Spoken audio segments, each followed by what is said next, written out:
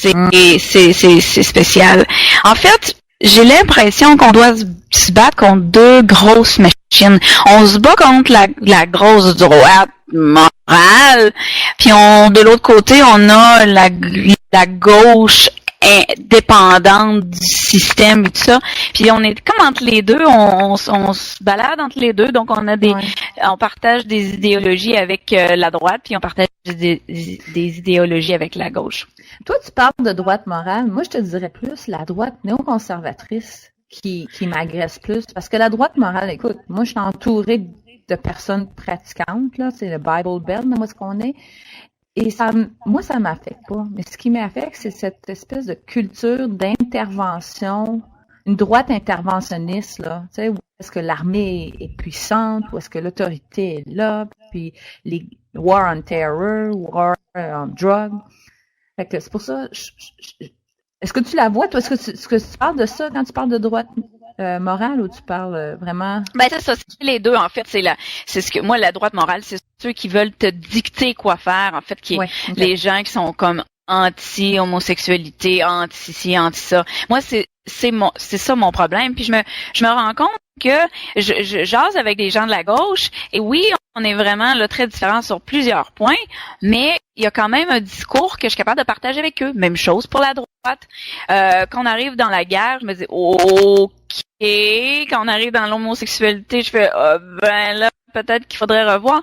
Mais la situation du libertarien, elle est tellement simple.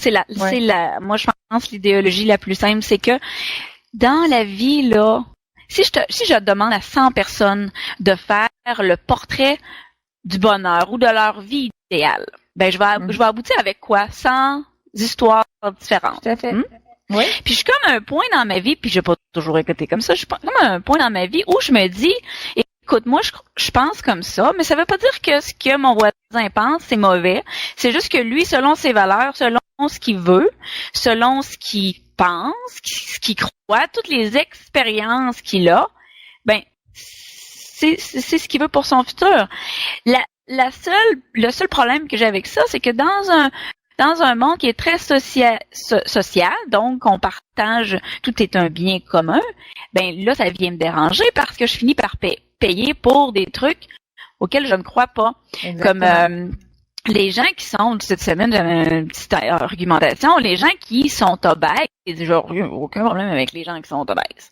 Absolument aucun problème avec les gens obèses. J'ai aucun problème avec les gens qui fument, sauf s'ils partagent les assurances.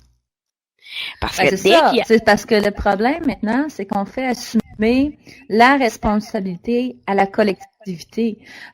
Écoute, brièvement, puis je veux pas rentrer dans les détails parce que ça peut être un long sujet. Puis je sais qu'on a une grosse émission, on espère avoir un début d'entrevue, on va avoir une entrevue avec Monsieur Breton bientôt là.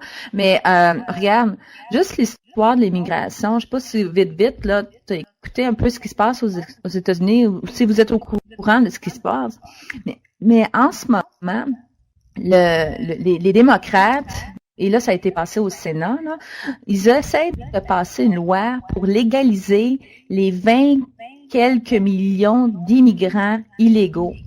Puis pas juste leur donner de statuts légaux, mais c'est aussi leur fournir l'assurance Obamacare, leur fournir l'assurance sociale. Et ça me coupe les jambes. Puis on en parlait plutôt, Julie, là, toi puis moi, là, quand on est venu aux États-Unis, qu'est-ce qu'on a fait? On s'est écrasé, on a fait le processus qu'on a dû suivre pendant légal. Pendant un an de temps, moi, j'ai pas eu le droit d'assurance quelconque parce que j'avais pas de statut quelconque. Il n'y a aucune assurance qui voulait me couvrir. Fait que si je tombais malade, c'est soit que je retournais au Canada, puis encore là, je m'étais enlevée comme résidente canadienne. Fait que j'étais vraiment dans une espèce de zone grise.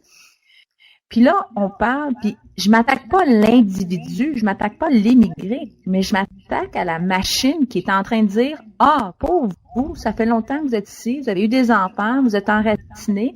Maintenant, on va vous donner un beau visa légal, puis en plus de ça, vous n'avez pas d'argent, vous allez avoir les food stamps, vous allez avoir l'assurance publique, vous allez... » Mais le but derrière ça, c'est quoi? C'est c'est politique, c'est de dire, bon, ces personnes-là, on est certains, ils vont voter pour nous, ils vont voter pour les démocrates. Mais là, tu te dis, moi, mettons, si j'étais à la tête d'un pays, si j'étais Obama, je me dirais, hey, c'est une bonne idée, ça. On pourrait tous légaliser les immigrants illégaux, comme ça, puis on s'assurerait d'avoir des votes. Puis là, je me dirais en moi-même, ouais, mais c'est pas tous des tartes, hein, c'est pas tous des idiots, là, je veux dire, ils vont s'en rendre compte. Mais là, ce qu'on se rend compte, c'est que non, oui, ils sont idiots, puis oui, ils sont tartes, parce que c'est pas les gens et tartes, mais encore, c'est parce que, regarde, Julie, demain matin, on commence à te donner des choses sans nécessairement exiger quoi que ce soit de ta part. La nature humaine est là, elle va aller chercher les choses gratuites. Je veux dire, c'est comme, là, c'est comme, comment on disait, l'autre fois, j'écoutais un animateur qui parlait comment la dictature dans le temps, c'était drastique parce qu'on parlait d'un mouvement qui rentre, puis autoritaire, tout ça. Maintenant, ce qui arrive, c'est que ça rentre comme un ami, ça s'imprègne dans ta vie. The Big Brother, il va commencer à s'initier et là, il va te donner plein de petites choses. Puis après ça, chlong, il ferme la porte. C'est là que t'es pris dans l'espèce de cage, là. C'est là que mais la gauche, là, n'est pas juste, c'est pas juste des gens qui sont dépendants de l'État. Je veux dire, il y a des gens là-dedans, c'est des gens qui travaillent, c'est des gens qui ont une vie. Je veux dire, comment ils peuvent voir ça comme étant bon, dire, bon, mais demain matin, tous ceux qui sont illégaux, qui sont arrivés ici, qui ont fait un geste qui était illégal dans le temps, maintenant, on va les accepter, on va leur donner tout ce qu'on veut. Ils font la même chose au Canada, hein. Au Canada, ceux qui sont réfugiés politiques arrivent au Canada et ils ont tout. En fait, ils ont droit à peu près tout. Moi, je pense que le gros problème, c'est le manque d'information. On n'informe pas les gens de la réalité, de ce qu'elle est. Moi, je parlais avec des proches il n'y a pas si longtemps. Justement, hier, ça a donné que je suis tombée encore sur l'espèce il y a un chiffrier de la dette québécoise. 255 milliards, OK?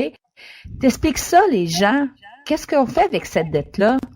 Ben, je sais pas. Il y en a qui n'ont aucune idée c'est quoi 255 milliards.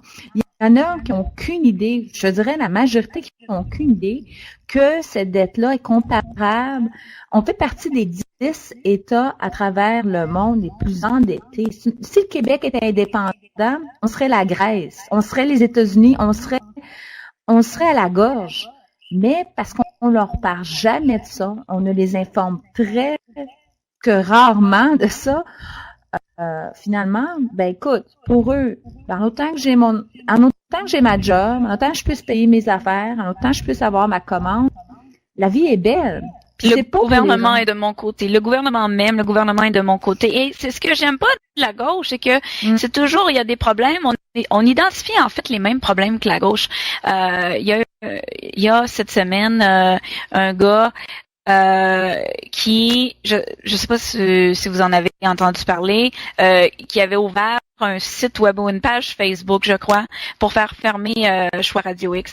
Le gars, son nom de son pseudo, parce qu'on a découvert que c'est pas son vrai nom, c'était Éricu Baudry. Éricus ou Éricu?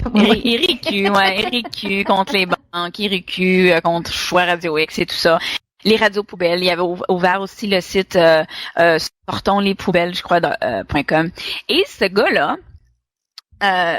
je l'ai contacté, puis tu te rappelles pour la raison laquelle je l'ai contacté, c'est qu'il a eu une entrevue à Radio-Canada juste après nous, toi et moi. Oui.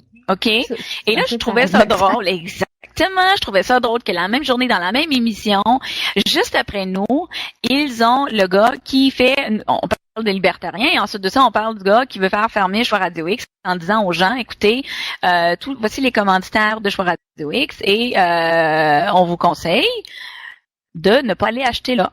Et lui se défendait en disant que c'était son droit d'opinion et qu'il avait le droit, en tant que consommateur, de ne pas aller consommer chez le commanditaire. Et c'est vrai. Ça, c'est son droit. C'est tout à fait son droit. Moi, il y a des magasins, il y a des endroits où je ne vais plus parce que c'est contre mes principes. Mais est-ce que j'impose mon voisin ou la personne d'en face de ces mêmes principes? Pas du tout. Moi, mon problème avec sa page, c'est que tu vas sur le site internet sortonslespoubelles.com, c'est qu'il va mettre des petits bouts de conversation qu'il y a eu dans une émission. Puis tu sais, je veux dire, c'est sûr que Choix Radio X, bon, quelquefois, ils peuvent déraper. Ils peuvent dire ils vont donner leur opinion parce que c'est de l'opinion. Ils vont dire, bon, ça, c'est une folle. Ou bon. Ce qui est pas, tu sais, moi, je peux ne pas être d'accord avec eux. C'est leur opinion. Ça me dérange pas. C'est pas parce qu'ils l'ont dit à Radio X que moi, je vais le penser. Puis, tu voyais, si tu écoutes juste les extraits qu'il y a sur son site, tu te fais une opinion vraiment biaisée de Choix Radio X parce que c'est tous vraiment les pires cotes, là. Tu sais, si tu écoutes une émission de Choix Radio X, c'est comme, tu vas dire, OK, c'est quelques mots dans toute une émission, ça fait pas beaucoup. Mais là, si tu écoutes un après l'autre, ben, tu dis. Il y a beaucoup de démagogie. Mais moi, c'est ça, j'ai lu l'extrait, j'écoutais l'extrait, mais je dis, voyons, là, c'est comme, qui est-ce qui pense comme ça? Puis c'est vrai que si tu prends comme, quelqu'un qui va écouter notre émission aujourd'hui va prendre une petite cote, puis ils peuvent l'interpréter comme ils veulent, puis on peut se faire passer comme les pires extrémistes qu'il n'y a pas. Puis c'est pour ça que je trouve que bon, le côté liberté, c'est donc il se donne une liberté d'agir, mais en même temps il veut brimer la liberté des autres. Moi, ça me fait rire. Puis l'autre mal-être que j'ai, c'est que il est allé chercher son attention à partir de moi je critiquerai pas parce qu'on a passé aussi là, mais dans le sens, c'est Radio-Canada qui l'a comme parti là. Son mouvement est parti grâce à une interview qu'il y a eu à Radio-Canada, il y a eu comme une promotion ou quoi que ce soit. Et on s'adresse à Radio-Canada qui, elle, est subventionnée à 100% par les contribuables. Ouais, mais tu sais quoi? Oui. Juste après, parce que Radio-Canada, on a posé des questions à Radio-Canada, comment ça vous avez donné une tribune et tout ça, tu sais ce que Radio-Canada a répondu? Mm-hmm. Juste avant l'entrevue de M. Baudry, dans le temps s'il l'appelait M. Baudry, nous avons fait une entrevue avec des libertariennes. Donc, puis on leur a donné plus de temps parce que l'entrevue a été plus longue que lui. Et là, parce que j'ai essayé de parler à ce Éric Baudry, que finalement, ce matin, on apprend que son nom, c'est Jean-François Jacob, qui travaille pour Desjardins. Okay. Mais il m'a dit, j'ai donné mon numéro de téléphone, j'ai dit, je veux te parler, je veux te jaser, je voulais l'avoir dans l'émission. Il me dit, j'aimerais mieux appeler à 1-800-GOT-JUNK que de t'appeler toi. Oh boy, OK. Moi, dans le fond, j'étais vraiment très ouverte d'esprit. Je veux dire, il y a des pages contre les banques. Je veux dire, je pense qu'on a une discussion à y avoir ici, même si c'est un gars qui est très, très de gauche. Ben, en fait, on partage cette idée-là, Julie. Puis, ça, je veux dire, le mouvement libertarien, puis pour avoir participé à la campagne, moi, j'ai découvert vraiment ce que c'était le monde des banques et le monde financier. Et c'est pas rose, là. C'est vraiment épouvantable comment le peuple se fait avoir avec le système financier. Moi, j'ai rien. Moi, je suis tout à fait au point où je suis rendue. Je me demande si ça vaut la peine de continuer dans le système banquier. Il y a beaucoup de gens qui ont confiance encore. Ils regardent là, le stock market, ça monte, tout va bien. Il y a d'injections d'argent pour relancer l'économie, tout ce que tu veux. Pour moi, c'est une machine qui est en train de tellement perdre la coche que là, ça va péter. Et qui va payer pour? Là, je l'avais annoncé la semaine passée. Les grandes banques canadiennes tombent. Ben, c'est pas grave. On va les chercher dans les comptes des contribuables. Exactement. Exactement. Ben, c'est ça. Puis c'est pour ça que je te dis que on a quand même le discours se ressemble un peu, mais qu'on a des discussions à y avoir. La différence, c'est les solutions. Eux, pour contrer ça, ils veulent un gouvernement fort, c'est-à-dire un gouvernement fort et honnête, avec des règlements et tout ça. Moi, de mon côté, non, mais c'est ça. Mais eux, moi, je trouve ça utopique. Mais eux, quand je leur parle de nos nos valeurs et nous, les libertariens, on me dit la même chose. Ah ouais, mais toi, tu vis sur une bulle, tu sais, c'est les petites lunettes roses, puis ça se peut pas. On peut pas faire ça. On peut pas avoir de gouvernement qui réglemente nos vies. Comment on va faire pour garder, parce que c'est sûr qu'on a des biens communs. Là, on a une planète, là, déjà là, c'est pas mal un bien commun. Puis on a de la difficulté à se comprendre là-dessus. Les deux, tu vois, la grande règle qui nous réunit entre les libertariens, parce que même entre libertariens, là, toi et moi, on n'est pas toujours sur la même longueur d'onde. Non. C'est du fait que, si ce que je fais dans ma vie, ça ne t'affecte pas toi, il y a rien là. En fait, ta liberté s'arrête à partir du moment où celle de l'autre commence. Et c'est une question de gros bon sens. C'est une question, parce qu'il va toujours en avoir des gens. Il va y avoir toujours des gens qui vont vouloir abuser du système. Il y a toujours des gens qui vont toujours essayer de s'accaparer de ce que les autres ont.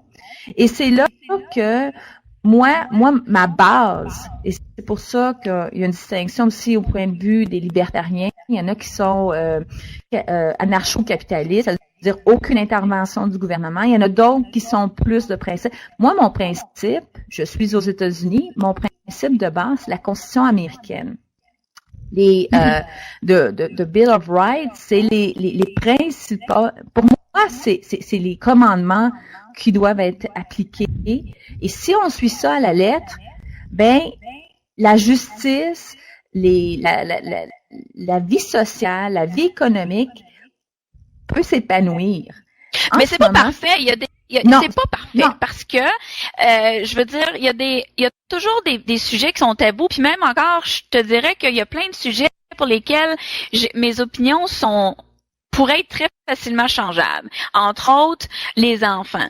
Moi j'éduque les enfants, mais mes enfants, moi je dis que c'est mes enfants, mais mes enfants m'appartiennent parce que c'est la prunelle de mes yeux. Si je ne possède pas mes enfants, c'est que je ne possède rien parce que ils viennent de moi, c'est mes enfants. Je vous dis pas que je me les approprie. Je dis juste que c'est pour moi mes enfants. C'est pas les enfants de la collectivité. Je veux rien savoir de ce mot-là.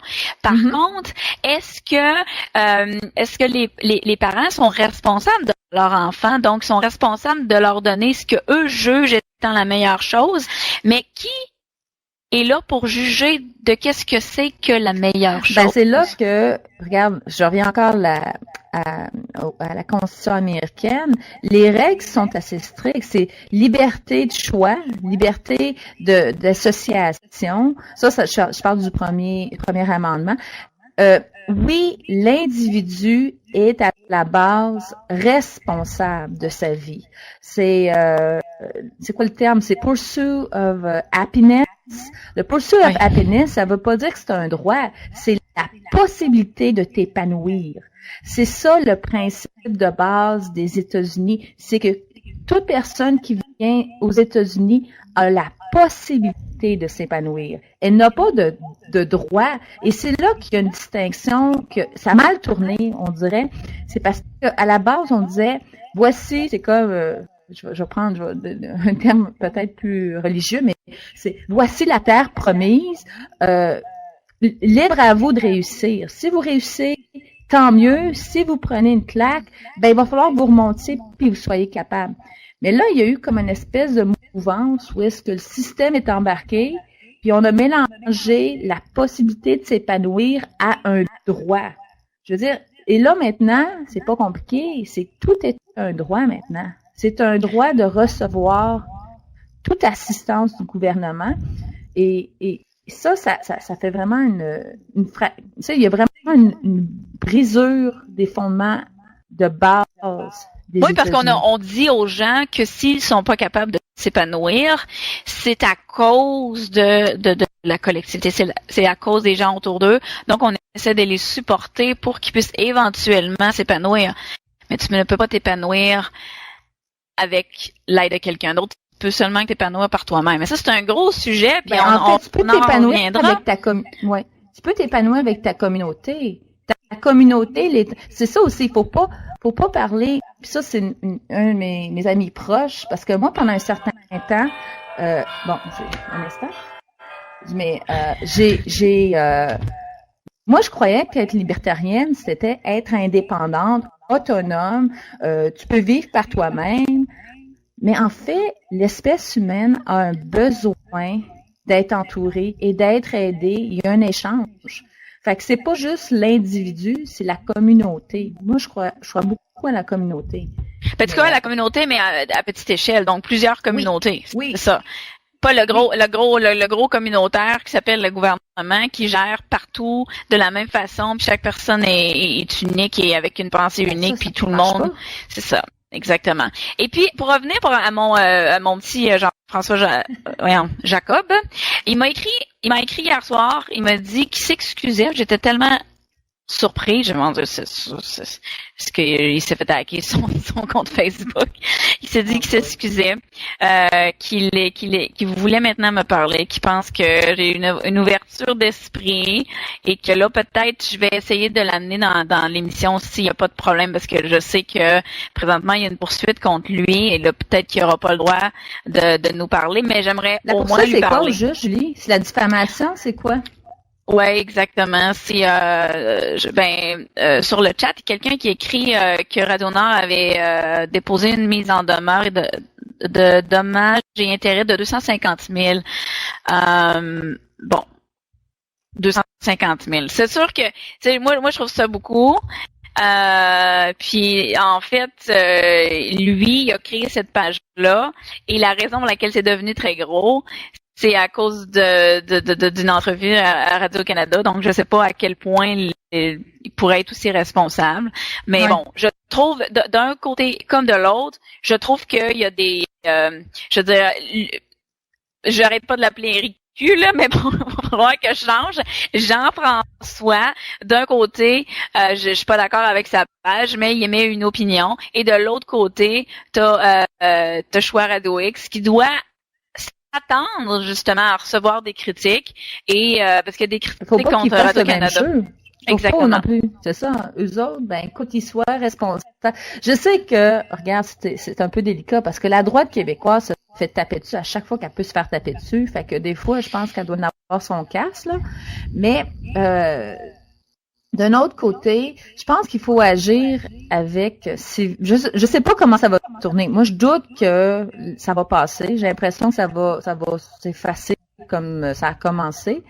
Mais il faudrait peut-être un jour finir par avoir un débat sensé entre la droite et la gauche, chose qui est tout à fait inexistante. C'est comme il y a des enfantillages, il y a des choses qui se passent. Je sais que j'ai déjà entendu Julie en entrevue avec un certain professeur, j'ai perdu son nom, mais il est à l'université, je pense qu'il est au Cégep du Vieux-Montréal. C'est un personnage assez coloré, là. Tu replaces-tu le nom? Je sais pas. Mais c'était un manque de respect. Tu sais, oui. Pas très... comment il s'appelle? J'aime aussi, à chaque fois qu'il y a le micro, là, s'ils s'affrontent à la droite, c'est immanquable. Et ces arguments sont tellement vides. C'est, s'il vous plaît, arriver avec un argument qui a de l'allure. Non. Oui, parce qu'on est en entrevue, puis là, il m'amène sur des... Ouais, mais tu le sais qu'aux États-Unis, si tu m'as appelé, il m'amène une loi qui a été abolie avant même que j'arrive aux États-Unis. J'avais aucune espèce d'idée de quoi il parlait, en fait. J'étais là, oh mon Dieu, est-ce que ce qu'il dit c'est vrai? Puis ensuite de ça, je suis allée lire sur cette supposée loi que j'avais jamais entendu parler de ma vie parce qu'elle a été abolie, je pense, il y a 15-20 ans. Et là, lui, il c'était dans le fond la base de son argumentaire, c'était de me dire que aux États-Unis, c'était mauvais parce que cette loi-là, si je meurs, je sais pas, moi, je suis imposée sur les héritages, je sais pas trop. Et j'ai été complètement bouche bée parce que j'avais absolument aucune idée de quoi il parlait. Ben oui. Et il s'est dit, en entrevue, quand on était lui et moi, dans l'entrevue, tout était gentil, cordial, je sais pas si tu t'en rappelles. Il était très gentil, madame.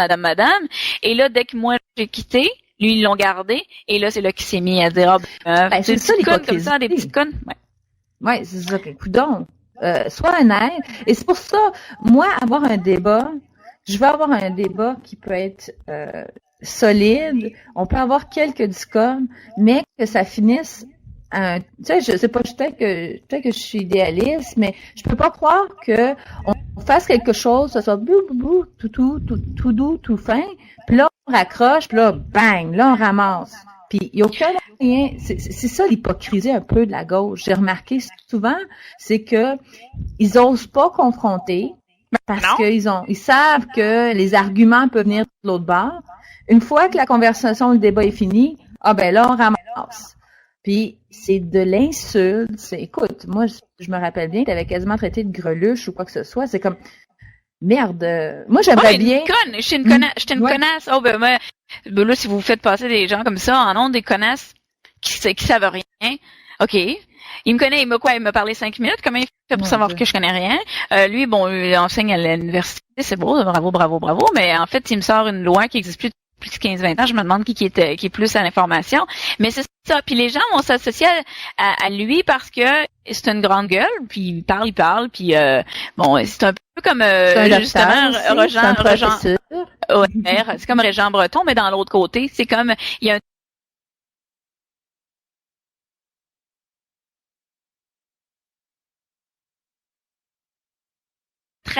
il y a un style particulier et il est intéressant parce que tu sais je dis pas qu'il est pas intéressant puis je suis certaine que si j'écoutais ses discours de long en large je finirais par être d'accord avec lui à quelque part, mais il est très malhonnête intellectuellement parce qu'il est pas capable d'avoir des débats. Quand il a été confronté à moi, il disait pareil comme moi. Moi, je me disais, mon Dieu, il va me démolir. Ben non, il disait, bravo, ben oui, mais c'est donc dommage qu'on ait perdu quelqu'un comme vous. Il a vraiment dit ça.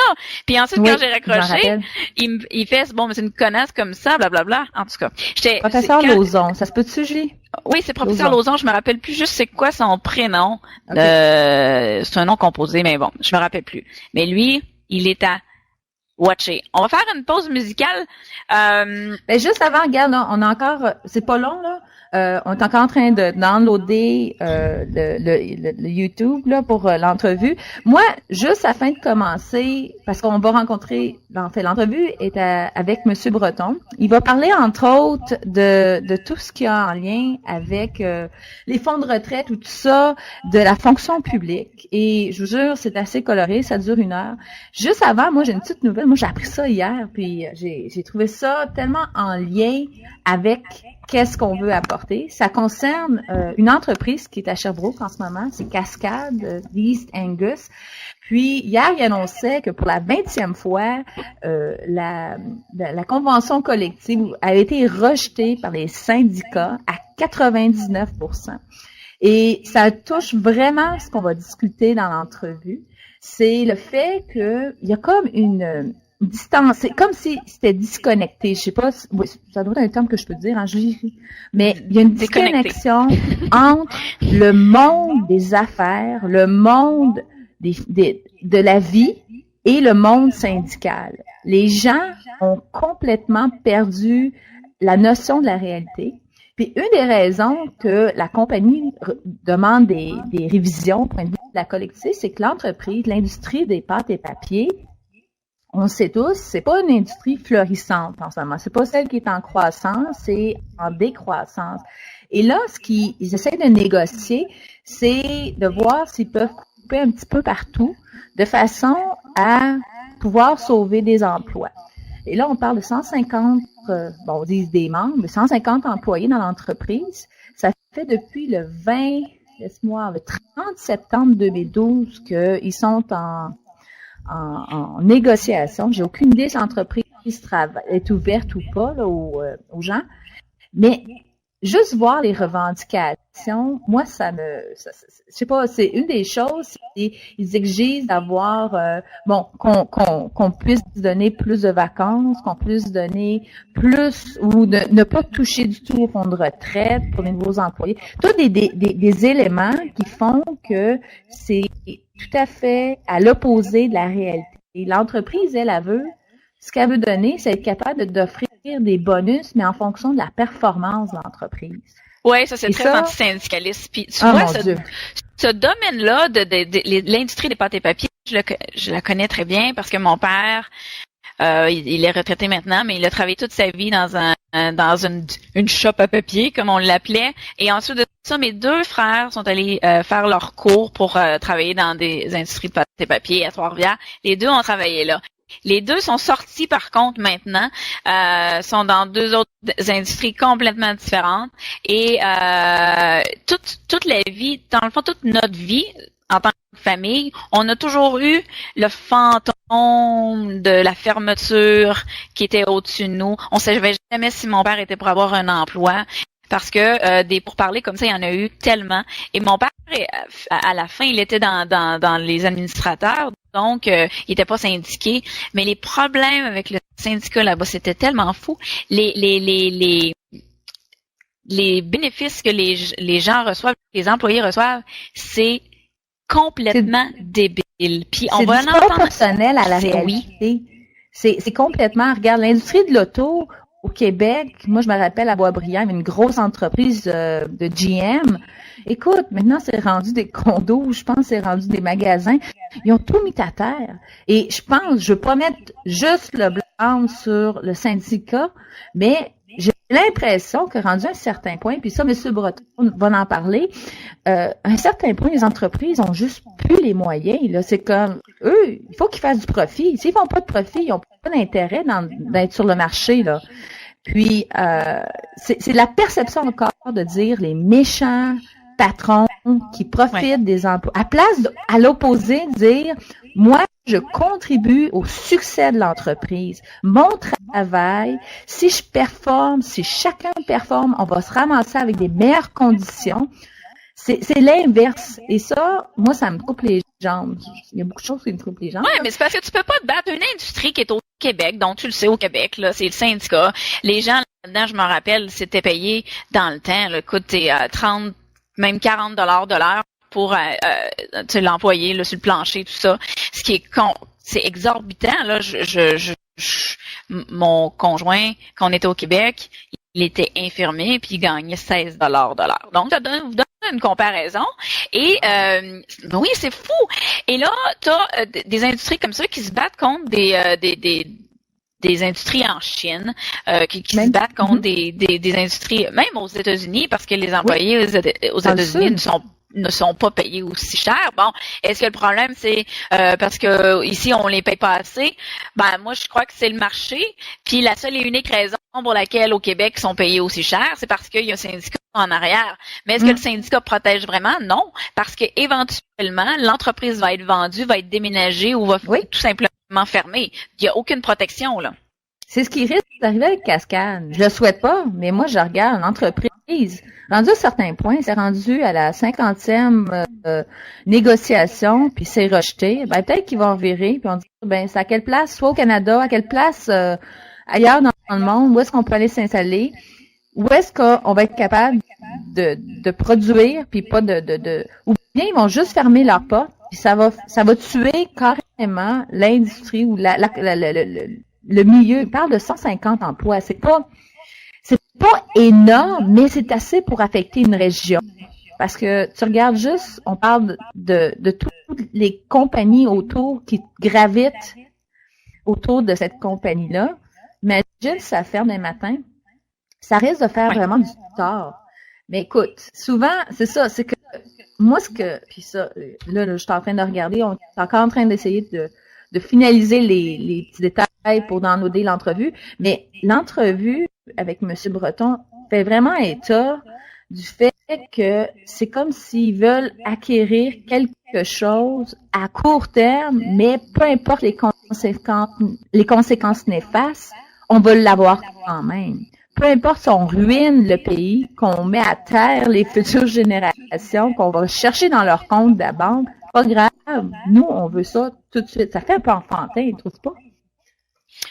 C'est très enfantin, mais ça, c'est la mentalité, c'est la mentalité syndicale, exactement. Puis on a été élevé là-dedans, hein, parce que moi, c'est drôle, parce que quand j'étais au secondaire, j'avais un tempérament, disons, colérique, et je me rappelle, mes parents me disaient tout le temps, là, je suis certaine tu vas être d'un syndicat. Toi, c'est ton genre, là, parce que j'étais toujours en train.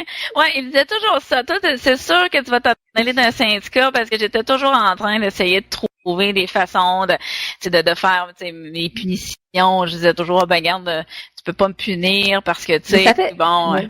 Ouais, mais ça fait vraiment partie de la culture québécoise, le syndicat. Du moins depuis la Révolution tranquille. Nous, on est nés par la suite, là, dans les années 70.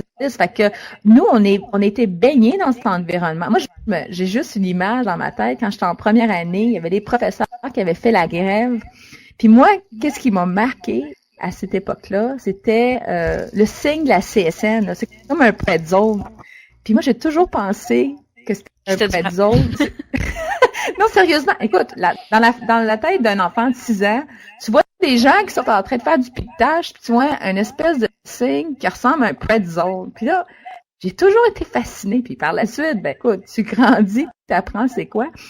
Mais sérieusement, c'est comme ça rentre dans la culture, c'est intrinsèque, c'est vraiment c'est particulier. Moi, je sais pas. Ici aux États-Unis, du moins dans le Nord, tu parles de eux autres appellent ça des unions. C'est pas aussi marquant. Même les gens en parlent plus ou moins. Ouais. As-tu déjà vu ça, une grève, toi? Ben, pas dans le Sud, non. Moi, j'ai jamais vu de grève. Moi, j'ai jamais vu de grève ici, puis ça fait longtemps, ça fait 10 ans, puis non, c'est vrai. Puis même à un moment donné, je me rappelle, parce qu'en Californie, on s'entend qu'il y a des unions là-bas, puis c'est très fort. Puis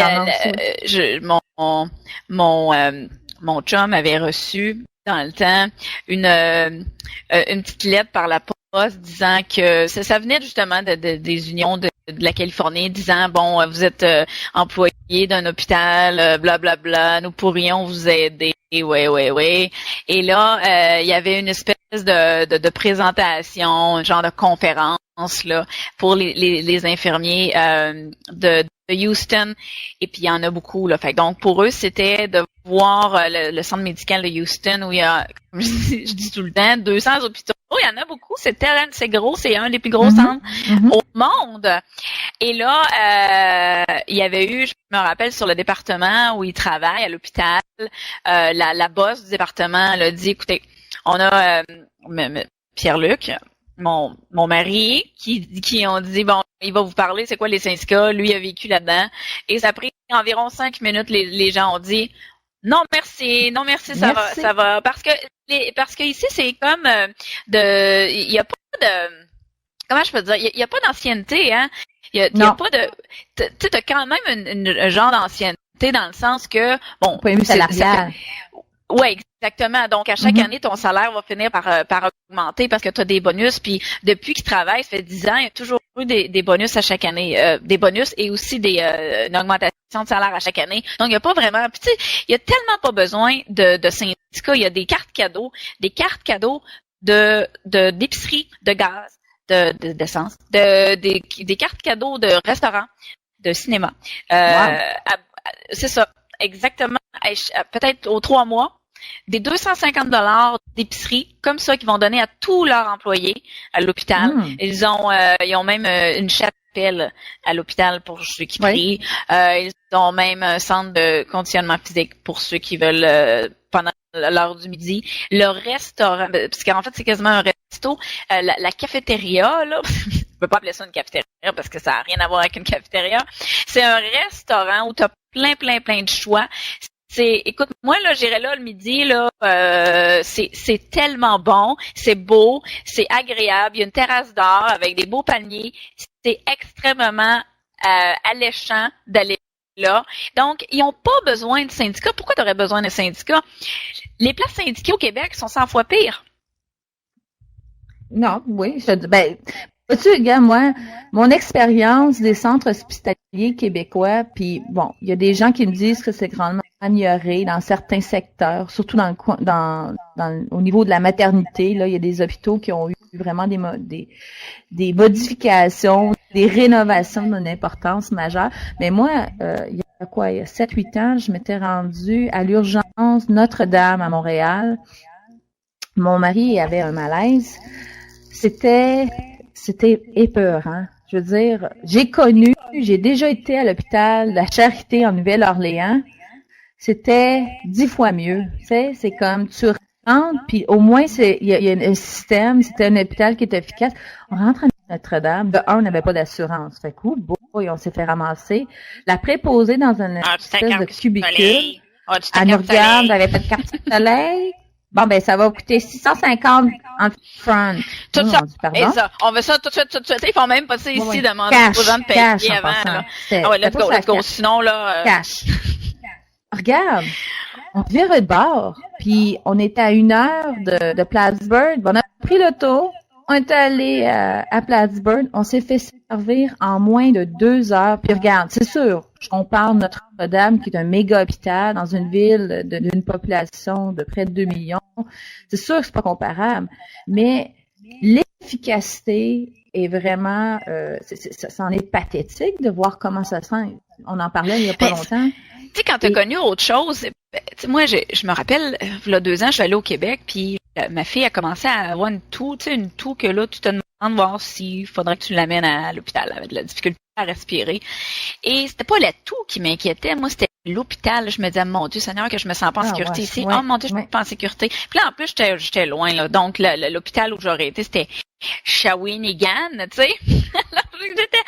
Oh non, faut que je retourne chez nous. Tu sais, c'est comme si j'ai vécu là-dedans pendant longtemps, j'avais aucun problème parce que je ne le savais pas, mais là, c'est comme si je le sais à quel point de me faire soigner au Québec, c'est peut-être pas la meilleure chose. Puis là, les gens vont probablement sauter quand je vais dire ça, mais j'ai l'impression, quand je vais au Québec en vacances, que je m'en vais à Cuba. Tu sais, j'ai peur d'être malade. Regarde, je veux dire, et vois-tu, la solution serait tellement simple. Je sais qu'il y en a plusieurs qui en parlent. Je sais que le gouvernement met un gros, ça existe déjà, mais pour des petites cliniques privées. Mais pourquoi ne pas allouer un système public-privé? Moi, je serais plus à l'extrême. Je mettrais tout privé, à l'exception peut-être de 1 ou 2 centres qui seraient supporté par le gouvernement. Mais pas juste par le gouvernement. Pourquoi il y a juste le gouvernement qui supporte? Il n'y a pas juste le gouvernement. Non, je parle d'un hôpital qui ferait ça. Non, mais le reste, ce serait tout privé. Ouais, mais tu peux avoir des hôpitaux qui sont gérés par le municipal, ici, il y a des hôpitaux publics qui sont par le comté, par la ville, je veux dire, il n'y a pas juste le gouvernement qui peut, le fédéral ou le provincial, qui peut s'occuper de la santé. Je veux dire, tu as d'autres entités comme ça, des organisations. Tu sais, la plupart des hôpitaux qu'on a ici, c'est des hôpitaux qui sont privés. Oui, c'est des hôpitaux privés, mais par contre, c'est des hôpitaux qui sont à but non lucratif. Donc, c'est des organisations des organisations même souvent religieuses. Là, bon, l'hôpital méthodiste, mais mais il n'y a rien de religieux là-dedans. Là, c'est juste l'organisation en arrière de ça. C'est une organisation qui est religieuse, mais c'est une entité et c'est à but non lucratif. Donc non, j'ai une raison. Non, parce que c'est souvent l'hôpital l'hôpital de Charité de la Nouvelle-Orléans était financé. En fait, c'était un hôpital universitaire. Fait que il y avait une partie de l'université LSU qui amenait ses médecins et ils faisaient leur internat là. Fait que c'était comme un échange, mais c'est sûr que c'était une vieille bâtisse, c'était pas moderne comme le 3/4, mais c'était l'une des hôpitaux un centre hospitalier le plus actif, le plus productif qu'il y avait en Nouvelle-Orléans. À cause de la politique, ils ont dû fermer, c'est arrivé à suite à Katrina, mais vois-tu, il y a moyen d'avoir un échange, vois-tu, de dire, bon, cet hôpital-là va être alloué, ça va être public, mais il va y avoir un échange avec l'université McGill, l'université, et c'est même de cette façon qu'ils s'autofinancent. Mais au Québec, c'est que le système est tellement lourd. Écoute, on parle pas même du système de santé, on parle de l'éducation, la santé, écoute, tous les systèmes sociaux, tout ça est contrôlé, géré, administré par l'État. Mais ça crée un monstre. C'est que maintenant, puis c'est ça, les gens ils disent pas fonctionnaires, mais au Québec, tous ces gens-là qui travaillent dans le public sont en fait des fonctionnaires. C'est pas des fonctionnaires qui écrivent des titres, tu sais, comme qui gèrent l'administration gouvernementale, mais ils sont payés par l'État. Mais Breton, on veut pas que tu appelles ça des fonctionnaires. Non, c'est ça qu'il disait. Puis, regarde, là, on va faire une petite pause. Veux-tu faire Oui, c'est ça. Je vais faire la la commandite Quitter le Québec, quitterlequebec.com. Regardez le site, il y a si vous voulez perfectionner votre anglais. Bon, il y a des gens ici qui aimeraient ça pouvoir parler anglais, puis c'est difficile au Québec, puis j'imagine en France aussi, d'apprendre l'anglais. Il y a des cours pour 275 $ par mois. Vous avez 8 heures de cours en privé. Ça peut se faire par Skype. Vous avez des téléphones à chaque semaine. Vous avez des courriels à tous les jours, des devoirs à tous les jours. Et c'est vraiment personnalisé. Et surtout, c'est en immersion. Donc, la personne n'utilisera jamais le français avec vous. Donc, visitez le site quitterlequebec.com. Bon, mais là, on va enchaîner avec une chanson d'un certain Jordan Page. J'avoue que je le connais pas, mais c'est considéré comme un des chanteurs libertariens. Alors, j'ai voulu l'insérer. Sa chanson s'appelle Liberty. Fait qu'on va écouter ça, puis on revient dans quelques minutes.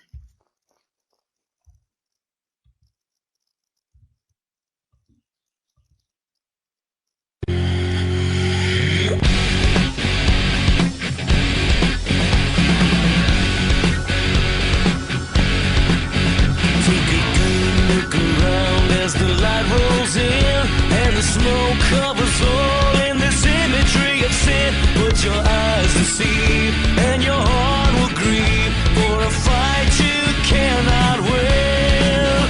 On the front lines, brother, I see your pain. Though my anger man won't read your name, just a pawn in someone else's game. A soldier's taking aim on the front lines.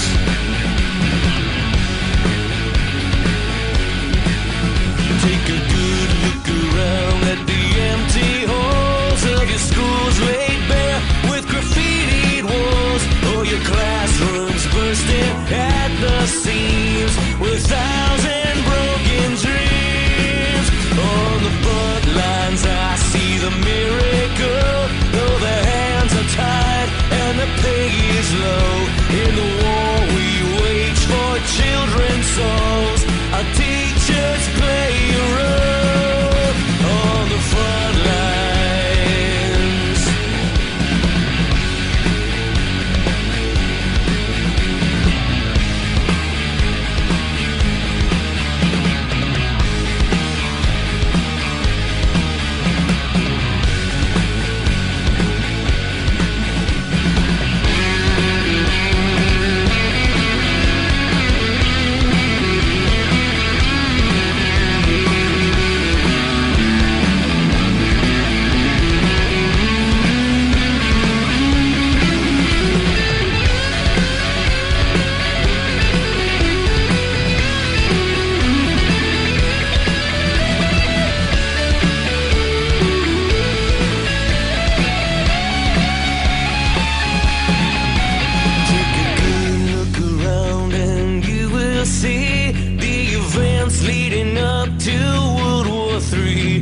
You can't speak out or you get locked down and they'll throw away the key. On the front lines I see the path of shame, and I'll use my voice to prevent the same sort of godless, mindless, evil game that fear would make us play.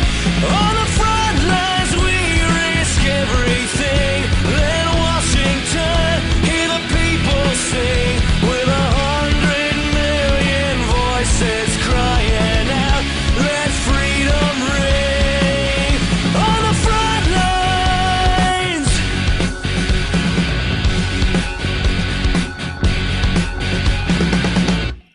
Bah! Bon, les deux retours! Hey, est-ce que oui, on va pouvoir mettre l'entrevue en ligne. Ben oui, ça va commencer. Je croise mes doigts. Julie, on est encore en processus. Je peux pas croire, ça fait juste 3 semaines. J'ai jamais fait ça de ma vie, mais je pense qu'on l'a. J'ai vérifié, là. On l'a. Alors, on a notre fameuse entrevue avec Monsieur Régent Breton. Et la raison pourquoi on l'a fait en différé, en fait, c'est parce qu'on voulait pas justement se ramasser avec des problèmes techniques, imagine. La semaine passée, c'est ça, il était pas capable de connecter sur le site ou la page de Broadcast Gorilla. Donc, on a fait ça. C'est une entrevue qui dure quoi, Julie? 59 minutes ou... 51, je pense que c'est 51 minutes. Écoute, on voulait faire 30 minutes. Il était pas arrêtable. Non, c'est vrai. Fait que, regarde, là, je vais essayer de l'insérer. J'espère que ça va marcher. Fait qu'on va l'enchaîner. S'il y a quoi que ça, bon, on va continuer à parler, puis je vais essayer de le partir, là. Fait que, allons-y. Enjoy.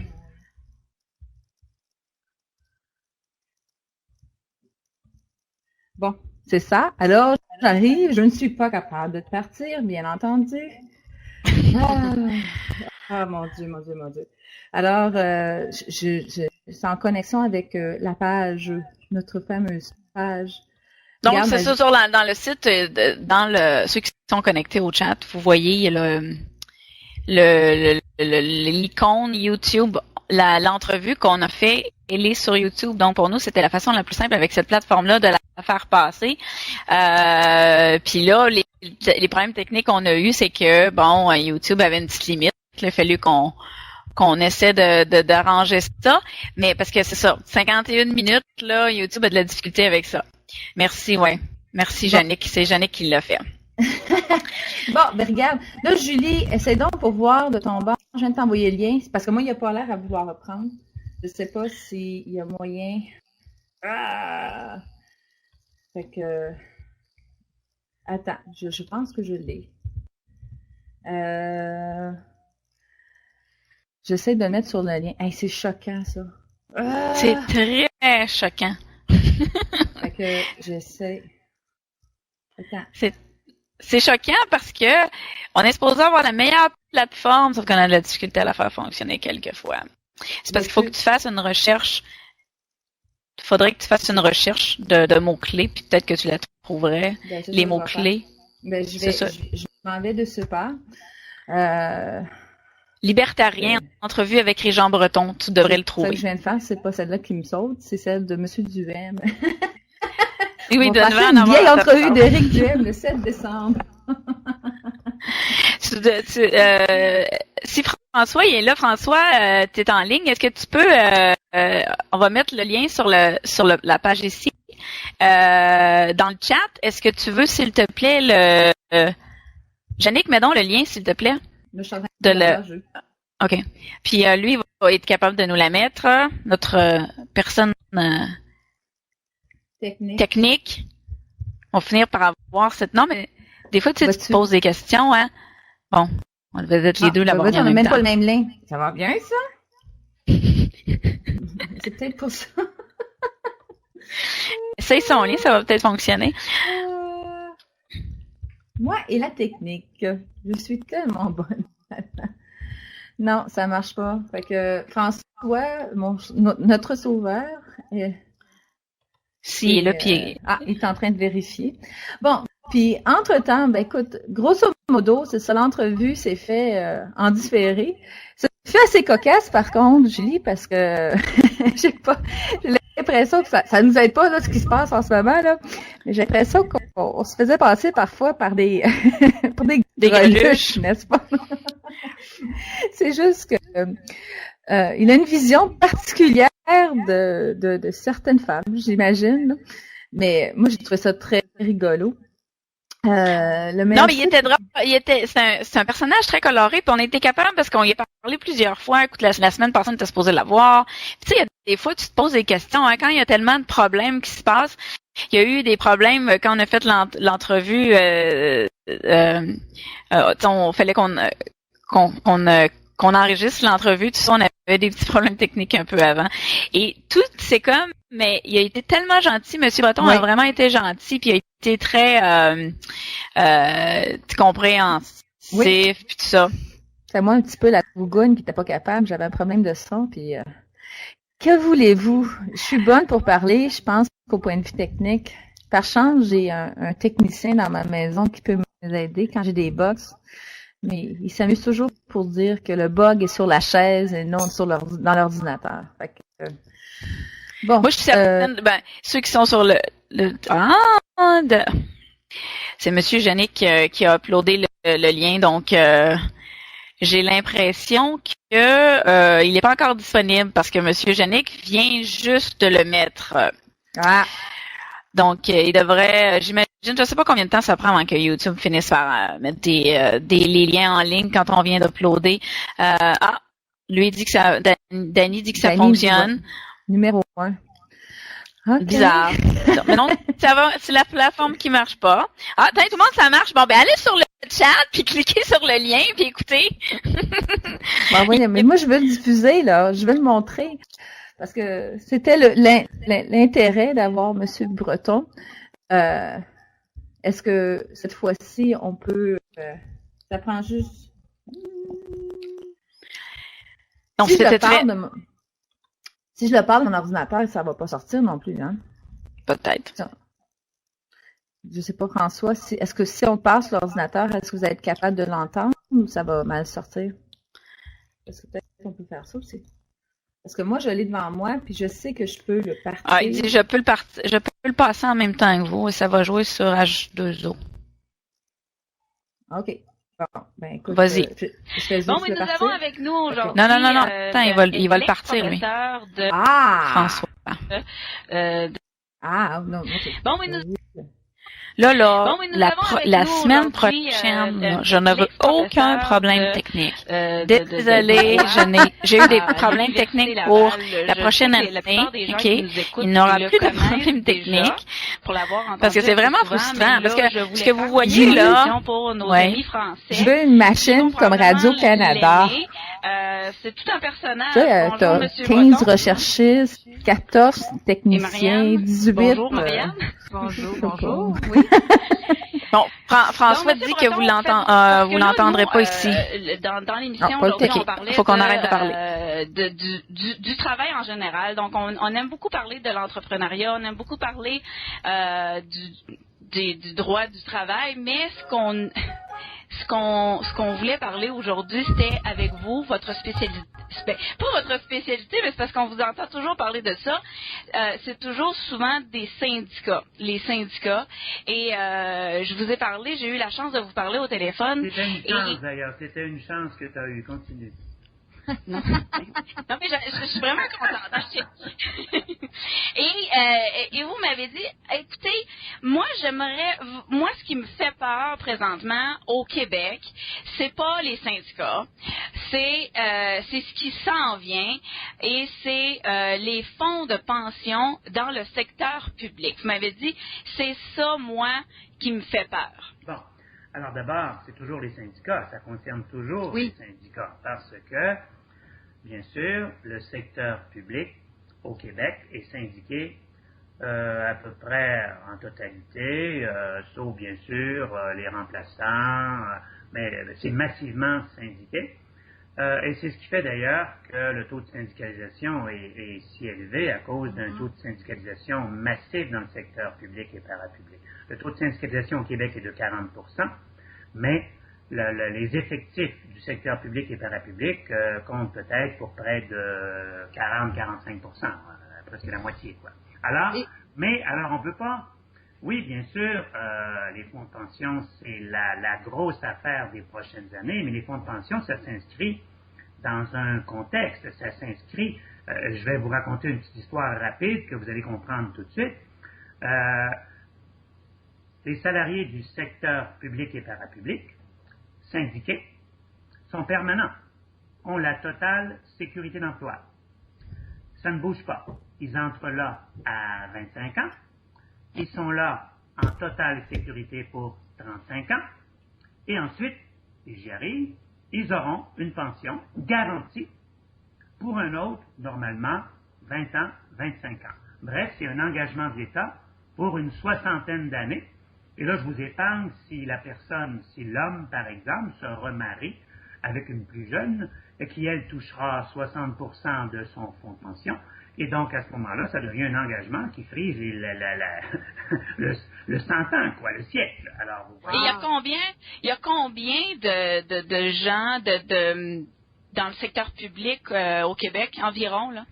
Je dirais à peu près, c'est difficile parce que je dirais entre 6 et 700 000, parce que il faut ajouter, il y a d'abord le secteur de l'éducation, le secteur de la santé, beaucoup de monde, des gros ministères, hein, les enseignants, dans les hôpitaux, il y a beaucoup de monde, bien sûr. Ensuite, il y a les fonctionnaires au sens strict du terme, qui sont à peu près 80 000.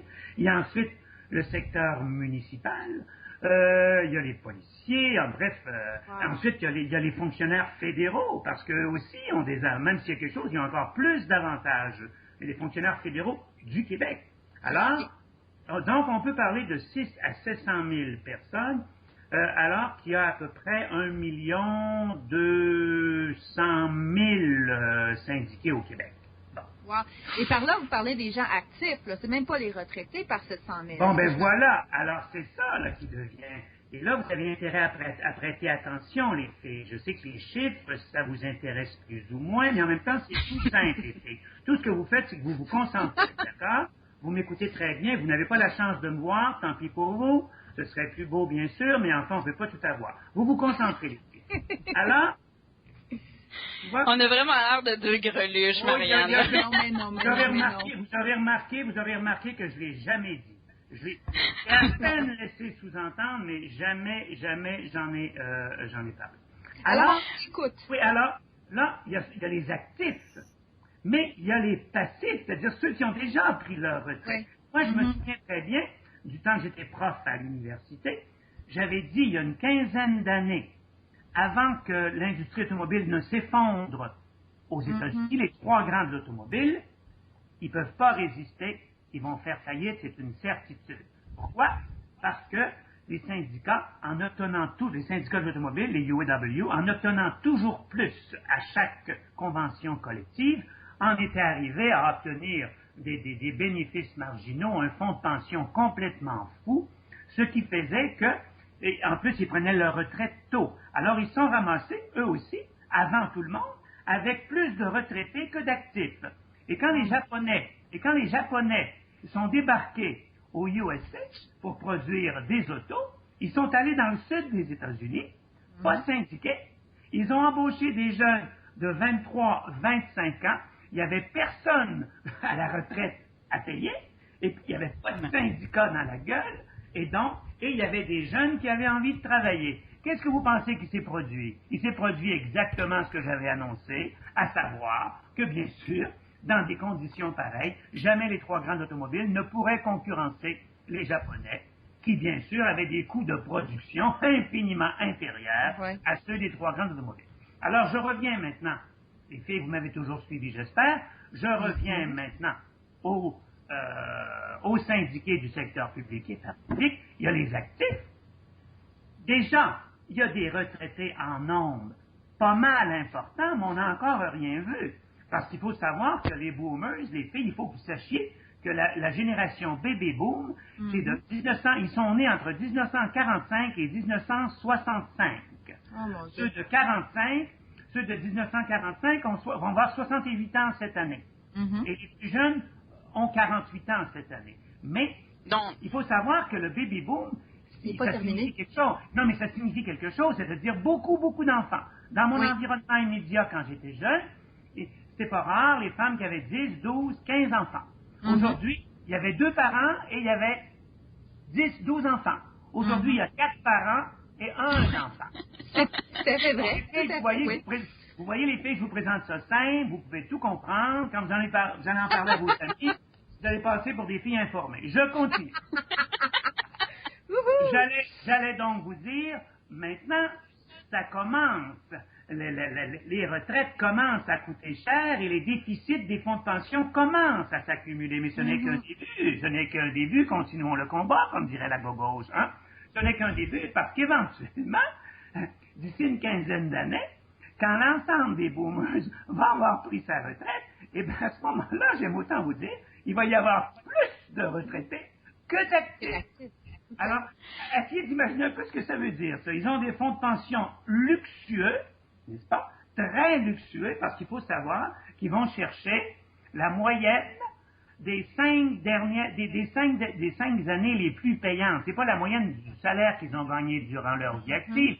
Mais encore une fois, ils sont allés chercher ce qui est le mieux, c'est-à-dire le meilleur salaire 5 dernières années, et ils vont chercher 70% de ça. Ce qui signifie concrètement qu'ils gagnent, ils ont un revenu de retraite qui équivaut à peu près au salaire de ceux qui sont en début de carrière. Et même, ils en sont à leur 5e année, 6e année. Sauf qu'ils vont être infiniment plus nombreux, et par ailleurs, ceux qui vont cotiser vont être infiniment moins nombreux. Je n'ai pas à vous expliquer bien longtemps que ce ne pourrait pas. C'est invivable. Et donc, et c'est là où mon combat devient merveilleux. Ça fait 25 ans que je me bats contre les syndicats, contre le monopole syndical et les privilèges éhontés que les syndicats se sont donnés et ont donnés à leurs syndiqués. Parce que, pardon, j'ai une question. Parce que est-ce que vous êtes contre les syndicats ou contre le pouvoir des syndicats? Est-ce que vous êtes contre des organisations de travailleurs, en fait, Je ne suis évidemment pas contre les syndicats, surtout dans le secteur privé, mais dans le secteur public, je vois encore là, il faut que je vous explique un petit quelque chose, les gens ne le savent pas assez, ça. Il faut savoir que le modèle syndical que l'on connaît au Québec, comme au Canada, nous vient des USA.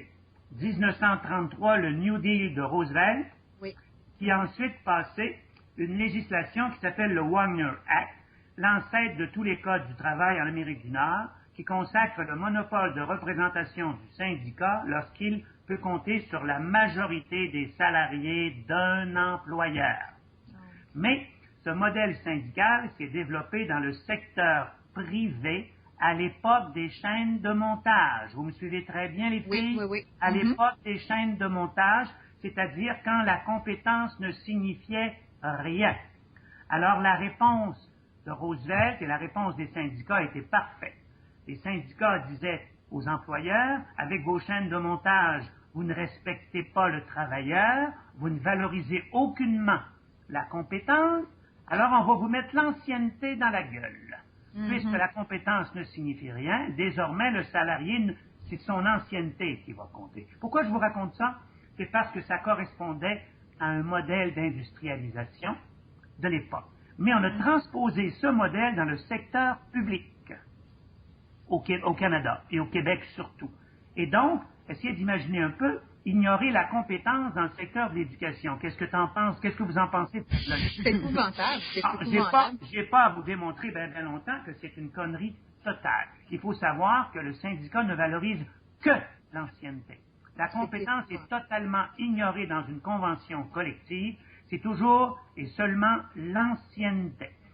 Ils vont dire, les syndicats vont nous dire, oui, mais la compétence, on en tient compte quand même un peu. Alors, ils ont des clauses du genre, à compétence suffisante, l'ancienneté prime. Je vous explique rapidement. Ça signifie qu'un plus ancien, à peine suffisamment compétent pour faire la job, va être choisi avec un plus jeune, très compétent. Je vous donne des chiffres, il n'y a rien comme tel. Essayez d'imaginer qu'un jeune qui obtiendrait 90% et un ancien qui aurait 60%. Vous me suivez toujours? Eh bien, l'ancien serait jugé suffisamment compétent et donc passerait avant le 90% le jeune. Et j'ajouterai encore, il y a pire que ça. Les syndicats vont toujours systématiquement insister pour que ce soit le plus ancien qui soit choisi, même s'il n'est pas suffisamment compétent. Et l'employeur n'a pas intérêt à passer par-dessus le plus ancien. Le syndicat, tout ce qu'il a à dire, c'est « on pense qu'il est suffisamment compétent ». Voilà. Mais on a vraiment créé une bête. C'est incroyable. Moi, je regarde ça, là. C'est monstrueux ce qu'on a créé. C'est encore plus gros que ce que vous pensez. Les gens ne peuvent pas imaginer ce qu'est le pouvoir syndical au Québec. Je pourrais l'illustrer rapidement en disant ce qui suit. L'immobilisme québécois, le fait qu'on ne puisse rien remettre en question, le fait qu'aucun changement significatif qui nous mette à date avec les manières de faire d'aujourd'hui sont impensables au Québec à cause précisément des syndicats. Essayez d'imaginer un peu ce que ça peut signifier s'agissant du fonctionnement de l'État. Ils sont partout. Essayez d'imaginer une immense toile d'araignée qui s'est installée partout au cœur de l'État. Et donc, il y a des syndiqués à partout, dans tous les ministères, dans les hôpitaux, dans les écoles, dans les universités, dans les cégeps, partout, et qui donc peuvent réagir à quelque initiative que ce soit de l'employeur ou d'un gouvernement, et ils vont fonctionner par inertie, c'est-à-dire la résistance passive. Ils sont moi, c'est parce que c'est beau ce qui se passe, c'est monstre, c'est gigantesque, c'est dangereux. Moi, je trouve ça quasiment dangereux. Mais je sais pas si vous avez une boule de cristal, si vous êtes fort là-dessus. Est-ce que vous pouvez essayer de voir ce qui pourrait arriver? Est-ce que vous avez vous connaissez plus le milieu, est-ce que vous voyez ce qui s'en vient? Bon, c'est sûr, il y a un mur qui s'en vient, mais comment vous voyez ça, l'avenir? Je pense que, je vous disais tout à l'heure, ça fait 25 ans que je dénonce le monopole syndical. Le monopole syndical, surtout dans le secteur public et parapublic, mais je pense que ça présente bien pour mes idées. Ça présente bien pour mes idées parce que l'exemple que je vous donnerai, c'est au niveau d'une ville, et particulièrement au niveau de la ville de Québec, au Québec, la ville de Québec au Québec, où là, on a un maire qui précisément est pas mal sur la même longueur d'onde que moi, s'agissant des pouvoirs syndicaux, s'agissant des déficits des fonds de pension, s'agissant des budgets municipaux qui sont grugés de manière disproportionnée, qui vont pour payer les privilèges, les salaires, les bénéfices marginaux, les privilèges, les fonds de pension des syndiqués. Et dans les villes, c'est plus facile d'identifier ce que coûtent les syndiqués, ce que coûte le déficit des fonds de pension, parce que je vous parlais tout à l'heure des fonds de pension et du fait que avec les baby boomers qui vont prendre leur retraite à la tonne et qui occupent bien sûr tout le secteur public et parapublic, alors ça veut dire que les fonds de pension vont toujours avoir un déficit supérieur, et l'indécence de l'indécence, les syndiqués et les syndicats du secteur public demandent à l'ensemble des payeurs de taxes de financer les déficits des fonds de pension. Il y a pire, c'est que dans le secteur municipal, où là ils étaient vraiment les plus forts, les syndicats, ils ont obtenu qu'ils payaient même pas la moitié des contributions au fonds de pension. À Montréal et à Québec, c'est allé jusqu'à 30% payés par les syndiqués et 70% par la ville. Vous imaginez un peu, alors que tout ça parce qu'à un moment donné, il y a eu des surplus de fonds de pension. Il y a eu des surplus. Parce que quand la bourse allait très très bien et que par ailleurs il y avait peu de retraités, il y avait de gros surplus de fonds de pension. Sauf qu'il aurait pu penser que quand arriverait cette masse de bébés boomers qui prendraient leur retraite, il aurait pu prévoir un peu plus loin que leur nez, mais il ne faut pas leur dire ça. Et à demander à un syndicaliste de savoir compter, non, c'est comme demander, je sais pas moi, à un poisson de faire le marathon. Bon.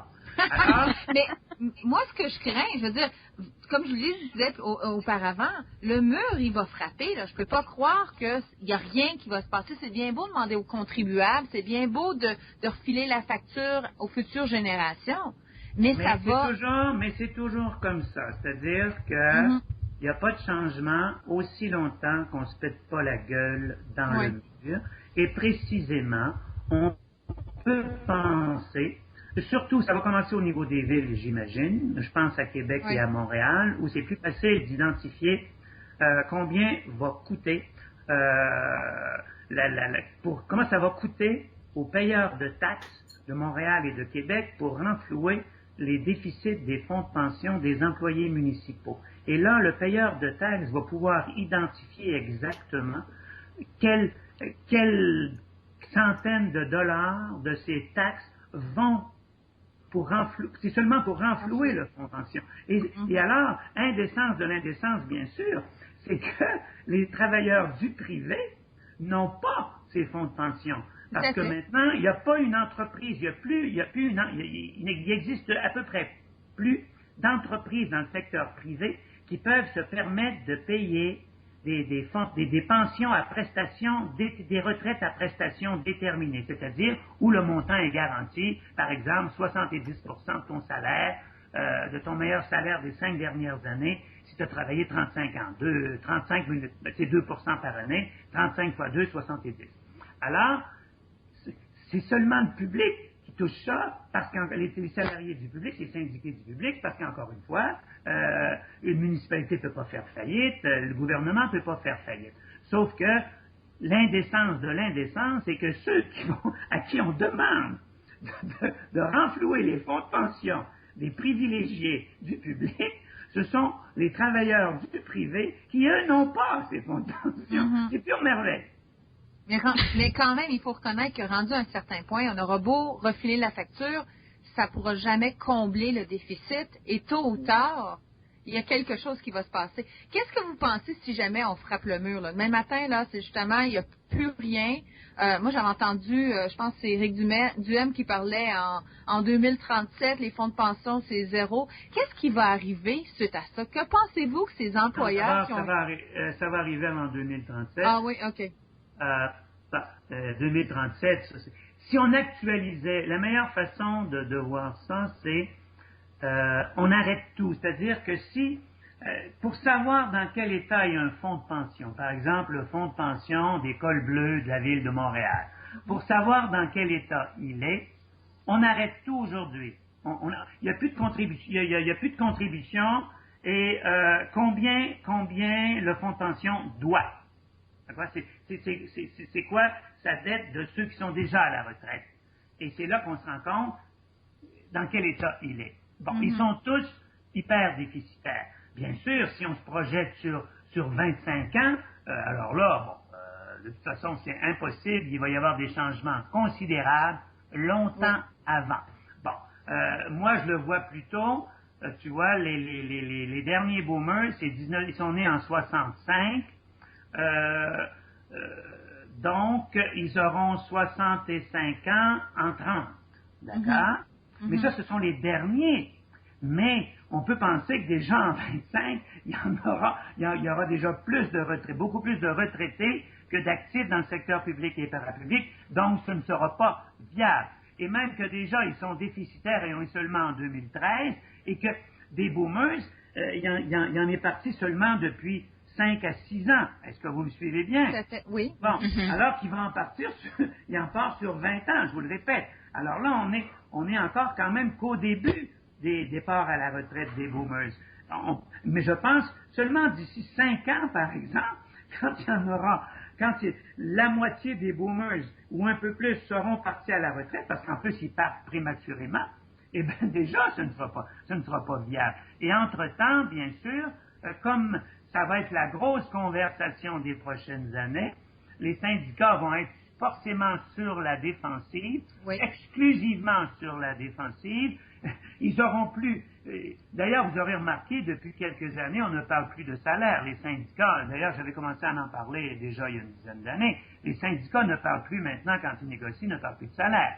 Pas du tout. Ils parlent de retraite. C'est très dynamique comme approche, vous voyez. Retraite. On parle déjà de la retraite. On négocie les conditions de travail, n'est-ce pas? On s'assoit à la table de négociation et on parle de retraite. C'est pure merveille. Inutile de vous dire que ça donne, c'est particulièrement bizarre et ça envoie une image de dynamisme plutôt, je vous laisse choisir le terme. Ben c'est ça qu'on voit. Dans le fond, c'est l'image qu'on a des fonctionnaires. Hein? C'est exactement l'image que moi j'ai des fonctionnaires. Faites attention, quand vous dites fonctionnaire, il y a toujours un équivoque. J'aime mieux parler des syndiqués du secteur public parce qu'il y a deux notions de fonctionnaire. Il y a le fonctionnaire au sens étroit du terme. Ça n'inclut pas les enseignants, ça n'inclut pas les travailleurs du secteur de la santé, ça n'inclut pas le secteur municipal. Vous voyez, il vaut mieux parler des syndiqués permanents du secteur public et parapublic. Comme ça, c'est avec totale sécurité d'emploi. Avec ça, on les décrit très très bien. C'est ce 20% de privilégiés, et qui vont se faire regarder beaucoup dans les années immédiates Et d'ailleurs, il faut en parler et en parler toujours et sans arrêt, parce que il y a d'autres privilèges, là. Je ne veux pas tous les énumérer au complet, mais c'est astronomique tout ce qu'ils ont comme privilèges. Ah oui, oui, c'est fou, là. Ils ont des cours payés, ils ont des, j'en reviens pas, là. C'est vraiment, c'est pas on pense toujours que les méchants entrepreneurs, ceux qui font de l'argent, c'est sale, puis tout ça, puis sont privilégiés, puis ont des sous. Mais en fait, ce que vous dites, c'est que ceux qui sont les plus privilégiés de la société québécoise, ce sont les gens qui travaillent pour le gouvernement et qui sont syndiqués. C'est parce que des riches, il n'y en a pas beaucoup. Non, je sais. C'est sûr que les syndicats, leur arme favorite, c'est toujours d'identifier quelques riches, d'accord? Mais sauf que, d'abord, le Québec est de loin la province, dans les provinces populeuses, je ne parle pas des Maritimes, c'est la province la plus pauvre et c'est celle qui compte le moins de riches, c'est-à-dire de gens qui gagnent plus que 150 000 par année. Non, on n'aura pas le temps, j'entrerai pas là-dedans, mais le simple fait, par exemple, de pouvoir toucher une retraite de 40 000 par année, compte tenu des taux d'intérêt d'aujourd'hui, compte tenu de ce que la bourse... Bon, là, la bourse, maintenant, elle est repartie, mais les gens sont toujours inquiets, ce qui fait que ils osent plus ou moins investir.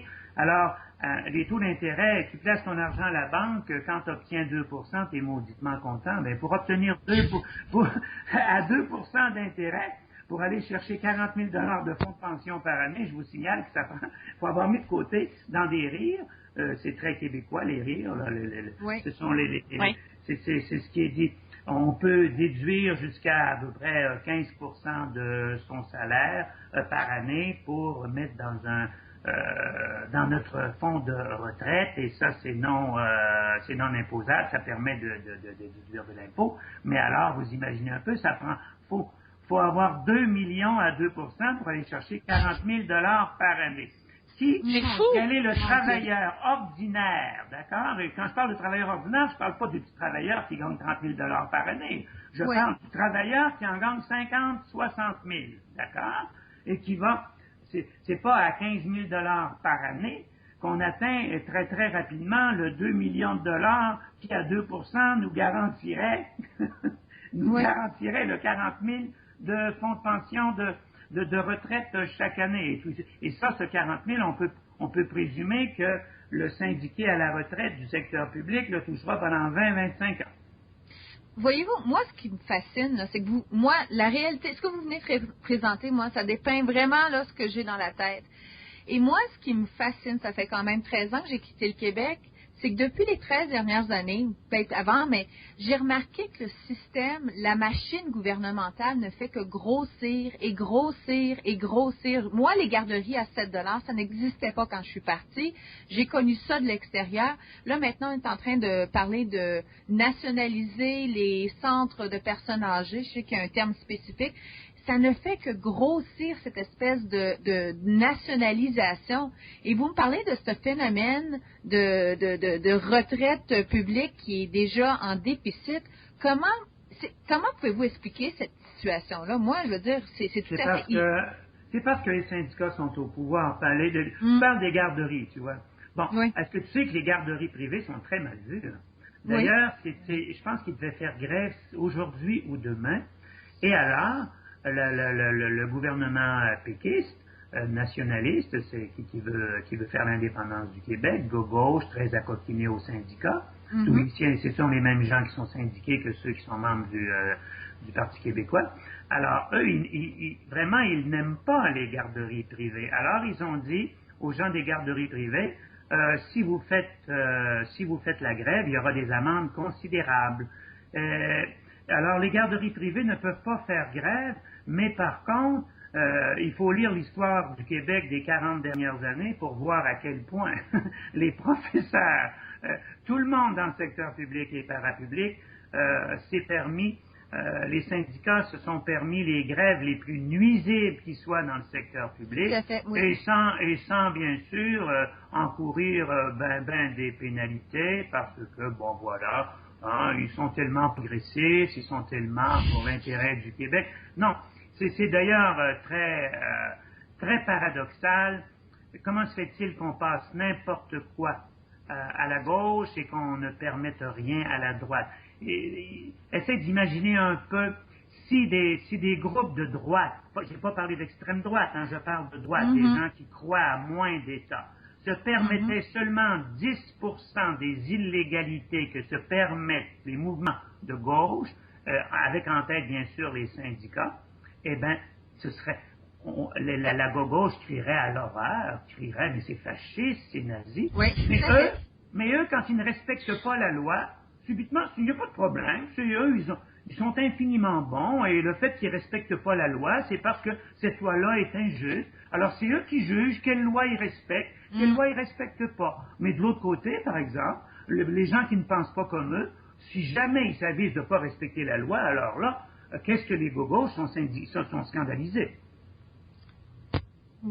Puis, ce que moi là, en vous parlant, j'en ai parlé après ça à d'autres personnes quand je vous ai parlé, et je disais, ce qu'il faut qu'on change, c'est pas la machine, c'est la mentalité alentour, parce que c'est les gens en fait qui votent, c'est les gens qui veulent ça, donc c'est la mentalité de chacun qu'on doit changer. D'abord là-dessus, tu me dis que ton émission, on peut l'entendre, tu as des auditeurs français. En France, c'est le même phénomène, oui. et pourtant le taux de syndicalisation est très bas. C'est la mentalité d'abord et avant tout. En France, le taux de syndicalisation est très bas parce que pour être syndiqué, c'est parce qu'en France, chaque salarié est libre individuellement d'adhérer au syndicat ou pas et de contribuer financièrement au syndicat. Et alors, on calcule et syndiquer le travailleur, la travailleuse qui contribue pour, je sais pas, mais qui va payer, par exemple, la cotisation syndicale 8 mois sur 12, quelque chose du genre, tu vois. Ce qui fait que, comme ils sont libres de verser la cotisation syndicale, le taux de syndicalisation, le taux officiel de syndicalisation en France est très bas. Mais ils ont la mentalité syndicale. C'est-à-dire que faire grève, d'ailleurs, c'est la grosse blague. Je me permets d'ailleurs de dire à mes amis français, parce que j'ai fait mon doctorat en France, soit dit en passant, je connais très bien. Alors, ils ont la mentalité syndicale.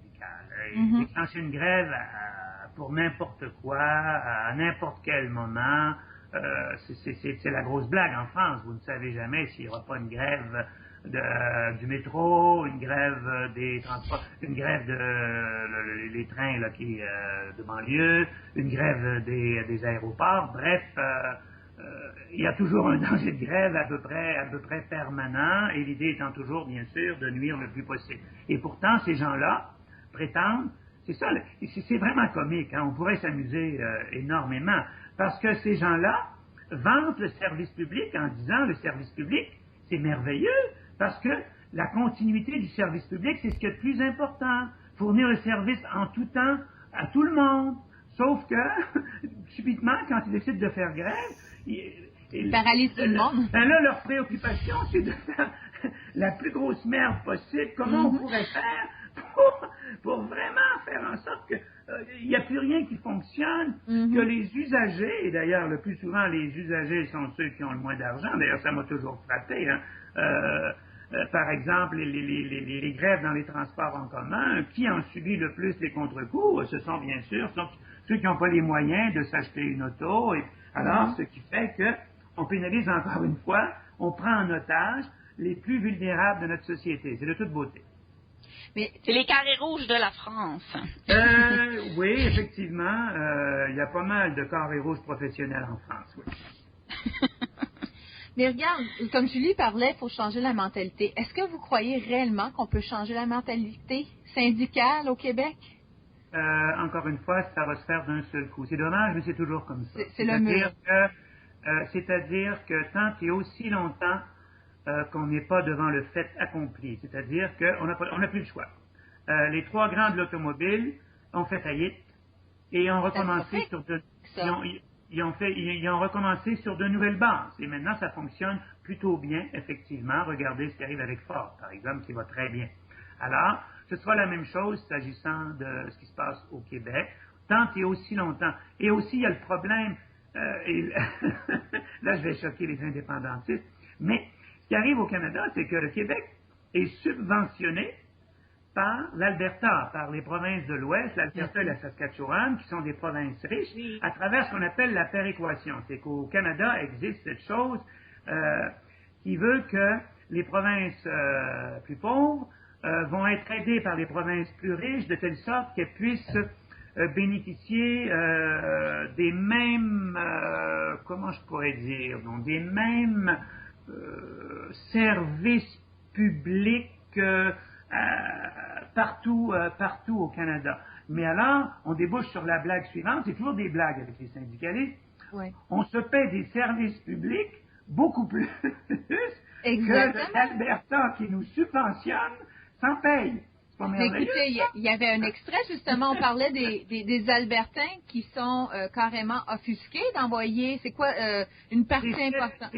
C'est 7 milliards par année. C'est incroyable. C'est 10% du budget québécois, du gouvernement québécois, et ça dure depuis déjà de nombreuses années. Le Québec a toujours été bénéficiaire de ce qu'on appelle la péréquation, parce qu'il a toujours été du groupe des provinces pauvres, subventionnées par les provinces dites riches. Et maintenant, bien sûr, c'est l'Alberta qui... Alors là, l'Alberta, comme c'est celle qui est de loin la plus riche, les Albertains peuvent voir pratiquement leurs dollars partir d'Edmonton et de Calgary, embarquer dans un train pour Montréal et Québec, et carrément, c'est là que ça va. C'est-à-dire que, comme on est la province la plus populeuse après l'Ontario, eh bien, comme en même temps on est une province pauvre, eh bien, c'est nous qui cueillons la part du lion des milliards consacrés à la redistribution des richesses au Canada, à savoir, ça s'en vient au Québec. Et par ailleurs... Moi, j'ai toujours dit là, que si les indépendantistes veulent vraiment se séparer pour vrai, ils ont juste à faire un référendum pan-canadien. Ils vont l'avoir. Moi, ce que je dis très souvent depuis une dizaine d'années, c'est le Québec, si jamais l'indépendance se fait, ce ne sera pas sur la base d'un vote pour l'indépendance au Québec. Ce sera le reste du Canada qui nous aura mis devant. Exactement. Et on peut penser que l'initiative risque éventuellement de venir de l'Alberta, parce que ce qui est d'autant plus choquant, c'est que non seulement les Albertains nous envoient 7 milliards par année, chaque année, ça revient chaque année, ça c'est comme l'impôt et les taxes, mais en plus, ils se font insulter par le Québec. Oui, et ça, c'est dire une honte. que c'est un pétrole sale. Alors, je comprends pas comment ça se fait que on parvient à être si indécent au Québec. C'est-à-dire que, comment on fait pour accepter le 7 milliards, sachant que ce 7 milliards vient du pétrole dit sale. C'est ça, exactement. On devrait au moins avoir la décence de dire, votre 7 milliards, on n'en veut pas, c'est un 5 milliards qui vient de la pollution. Mais non, c'est très québécois, c'est-à-dire que aucune cohérence, on est des quêteux professionnels, on l'a toujours été depuis la Révolution tranquille, quoi, ça fait maintenant plus de 50 ans, toujours du côté de ceux qui quêtent, et en même temps, il y a une expression, c'est dommage, je peux pas la dire parce que c'est un peu grossier, mais ça concerne les cochons. Mais M. Breton, regardez, moi, l'indécence dans tout ça, c'est que vous mentionnez le Québec est pauvre. Le Québec n'est pas pauvre en ressources naturelles. Le Québec est d'une richesse. Il pourrait devenir encore plus puissant. Mais là, je t'arrête tout de suite. Arrêtez-moi. Là, je t'arrête tout de suite. Les richesses naturelles. Hey, ça prend du mérite pour avoir des richesses naturelles. Hein. Hey! Hey, ça, c'est fatigant avoir des richesses naturelles. Hey, ça prend de la compétence. Tu sais, maintenant, si t'as pas de compétence, t'as pas de richesse naturelle. Hein? Ouais. Les Allemands, les Japonais n'ont aucune richesse naturelle ou à peu près. C'est vrai. Et regardez-les aller. Ouais. Il y a une bonne blague juive, d'ailleurs. Je sais pas si vous allez la comprendre, les filles. Concentrez-vous comme il faut, là. Ramassez toutes vos facultés mentales, d'accord, on se concentre, et puis voilà. Alors, les Juifs, quand ils erraient dans le désert, parce que si vous lisez l'histoire des Juifs, les filles, vous allez savoir qu'ils ont erré, le peuple juif a erré dans le désert, jusqu'à ce qu'ils s'en sortent. Et alors, voilà, leur grosse chance, les Juifs, c'est que précisément, ils n'ont jamais trouvé de pétrole. Oh. Puis pourtant, ils ont été dans le désert pendant des années, tu vois. Alors, ce que je veux dire par là, c'est que, regarde comment les pays du Moyen-Orient, qui nagent dans le pétrole, eh ben, ils travaillent pas fort.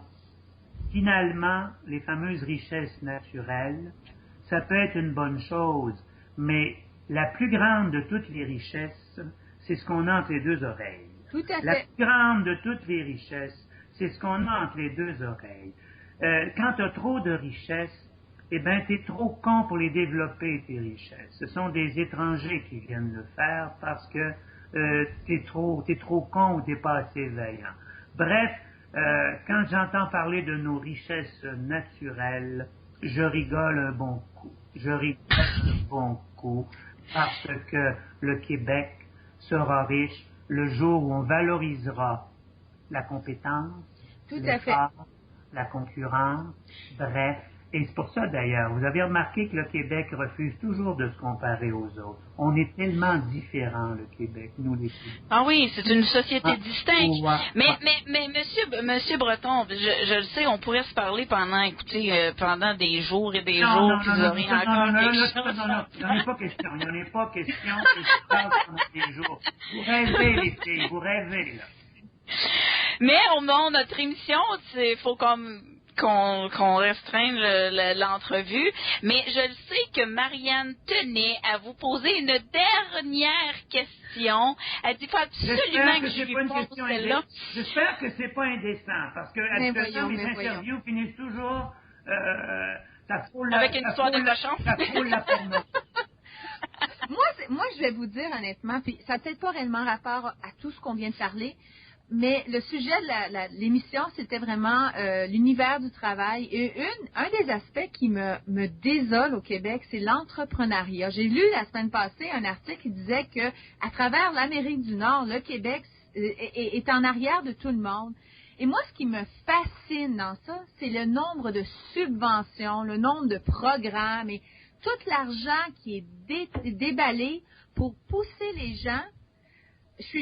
Moi, je sais pas, quelle est votre opinion? Là, on vient de parler de mentalité, j'ai l'impression que ça a beaucoup à voir là-dedans, mais je peux pas croire que on est aussi endormi, tout ça, parce que je comprends pas. L'entrepreneuriat, il me semble que c'est la base du succès d'un État. Puis au Québec... Ce n'est pas valorisé. Ce n'est pas valorisé au Québec, ce n'est pas valorisé en France. Tout ça parce que il faut des syndicats dans le secteur privé, mais il faudrait que les syndicats changent de mentalité. Il faudrait qu'ils observent comment ça se passe en Allemagne, par exemple. L'Allemagne est un modèle de ce côté-là. Ils ont des syndicats forts, mais ils ont des syndicats responsables. Responsables. Hein? C'est-à-dire que les syndicats qui valorisent, bien sûr, l'entreprise, qui se sentent responsables du caractère concurrentiel de leur entreprise, qui valorisent les techniques. Tout ça se tient. En Allemagne, très rapidement, ceux qui n'ont pas envie d'étudier longtemps et surtout pas d'aller à l'université, parce que nous, au Québec, comme en France, il y a trop de gens qui vont à l'université et qui n'ont pas d'affaires là. C'est-à-dire que moi, ça m'a toujours étonné. Tout le temps que j'étais prof à l'université, j'avais cette conviction profonde qu'il y en avait au moins 40% qui n'étaient pas leur place. Ils perdaient leur temps et surtout, ils faisaient perdre le temps des autres et ils baissaient le niveau des cours. Hein?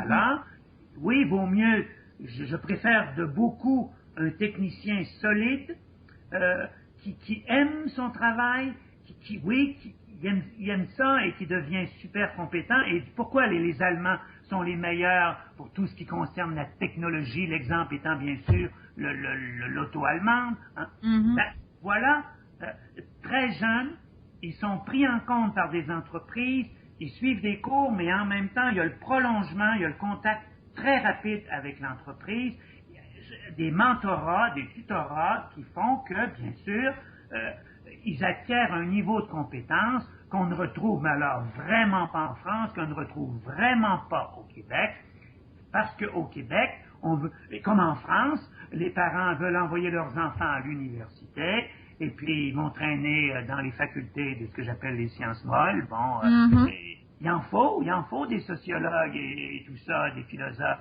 mais il en faut pas trop non plus, c'est-à-dire que les meilleurs le deviennent. Mais comme n'importe qui peut entrer n'importe quand à l'université et y traîner pendant indéfiniment, eh ben, ça donne des frustrés, ça donne des gens qui perdent leur temps à l'université et qui préfèrent, bien sûr, traîner dans la rue que de traîner à l'université. Alors, ça donne des révolutionnaires professionnels et de futurs syndicalistes, bien sûr. Le modèle, c'est ça. Alors que, bien sûr, ceux qui n'ont pas de temps à perdre, qui sont en train de se donner de la compétence, ceux-là, tu les verras pas dans la rue. L'entrepreneurship, c'est pareil. Il va falloir commencer à valoriser, oui, partir une entreprise et réussir, c'est phénoménal, c'est un succès fantastique, surtout dans les secteurs les plus concurrentiels, avoir une bonne idée d'entreprise, puis il ne suffit pas d'avoir une bonne idée, il faut le réaliser, il faut le financement, c'est un travail considérable, tout le monde, enfin, on doit savoir que les petits entrepreneurs, ce sont ceux qui travaillent le plus, bien sûr, mais qui le dit, ça, hein? Tout ce qu'on entend, ce sont les syndiqués qui nous parlent des conditions de travail des syndiqués du secteur public. Et Dieu sait que, parlons des 35 heures en France, par exemple. Oui. Ben écoutez, je pense qu'on pourrait continuer, comme Julie disait plus tôt. On en a pas mal appris. J'apprécie beaucoup. Ben oui. Franchement, ça fut une entrevue très, très, très, très constructive. J'espère qu'on va pouvoir vous avoir au cours des prochains mois. Puis moi là, il y a tellement de choses qu'on n'a pas touchées encore. Il y a des volets que éventuellement là dans d'autres émissions, on va probablement toucher à d'autres choses. Les filles, il y a certaines choses que vous ne toucherez pas. Faites-vous pas d'illusions. Lesquelles? On veut des noms. Non, mais écoutez, Monsieur Breton, je vous remercie beaucoup. C'était très, très... Je suis certaine que les gens vont avoir apprécié beaucoup l'entrevue. Puis, je vais continuer de vous suivre, là. On vous entend plus beaucoup, là, ces temps-ci. Ah, de temps en temps, faut moins parler. Comme ça, quand on parle, on est plus écouté. Ben, tant mieux. Alors... Ben, merci beaucoup, là, Monsieur Breton. Salut les filles, c'était un plaisir. Merci.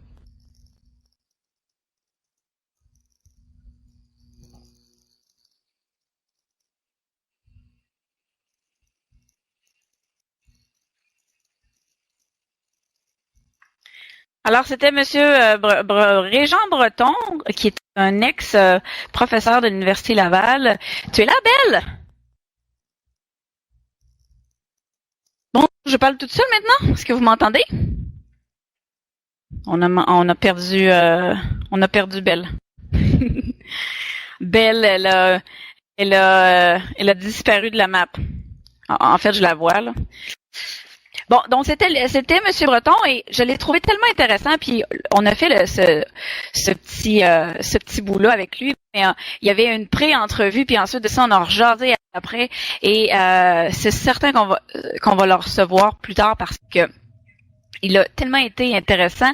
Puis comme vous avez pu voir, on aurait pu l'avoir pendant 3 heures, puis il y aurait eu quelque chose à dire. T'es là, Belle? Oui, est-ce que tu m'entends? Ben oui, maintenant je t'entends. OK. Bon, donc c'était une super belle expérience. Bon, on va parler des petits côtés techniques. Et là, pendant que l'entrevue, là, je suis allée m'acheter une console. On va avoir quelque chose d'organisé. Ouais. Donc, puis on va refaire un lancement. On va refaire un lancement officiel quand tout va être comme c'est là. Je dirais que c'est comme une pratique. Ben, c'est une bonne pratique, je veux dire. On va faire, non, c'est vrai, on va faire un vrai lancement, là. Puis j'aimerais qu'on ait l'opportunité de recommuniquer avec M. Breton. Je sais que c'est ce qu'on lui a dit, là, qu'on a conclu. Il serait prêt à nous rencontrer à nouveau. Fait que il pourrait être un invité qu'on reçoit une fois de temps en temps. Puis on va essayer d'en trouver d'autres spécialistes de la sorte, là, parce que on a vraiment besoin de faire ouvrir les yeux aux gens. Je pense que c'est ça le gros problème. Ben, de faire ouvrir les yeux aux gens, oui, mais d'apporter des... Tu sais, c'est comme... Lui, il est expert dans son domaine, ça veut dire que ça fait 25 ans qu'il fait ça. Je veux dire, il est très à jour dans tout ce qui est actualité sur les syndicats. Il connaît plein de monde dans le domaine. Et je pense que lui, ça pourrait être notre spécialiste travail, disons. Oui. Parce que, tu sais, bon, lui, c'est le droit du travail, donc lui, ça va être ça. Il n'est pas, tu sais, c'est pas un libertarien. Il se dit de droite, par contre. Il se dit de moins d'intervention du gouvernement. C'est sûr que, bon, je l'ai pas entendu s'auto-proclamer libertarien, mais il y a des valeurs qui nous rejoignent, en tout cas. Il y a plein de monde comme ça à qui je parle. Oui. Ah, tiens, t'es libertarien, toi? Quoi? Les libères. Tu sais, c'est quoi ça marche en hiver, les libertariens? Mais j'ai bien aimé. Pas mal vu.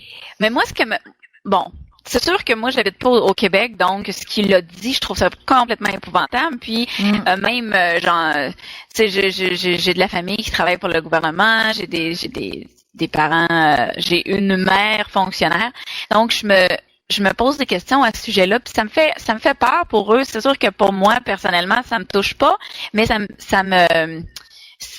suis inquiète, là. Est-ce que toi, tu es inquiète aussi? Ben, ce qui est inquiétant, c'est que moi, j'ai toujours l'image Roadrunner. Je sais pas si t'as ça. Le roll avec le coyote qui se met à courir, puis tout à coup, il passe le précipice, puis il continue à marcher dans le vide, puis soudainement, il regarde il se rend compte qu'il est dans le vide, c'est ça. Il est dans le vide. J'ai l'impression que c'est là qu'on est rendu. On pédale dans le vide, et soudainement, on regarde et ça tombe. Et c'est ça qui me fait peur, parce que je pense que les gens sont vraiment pas prêts.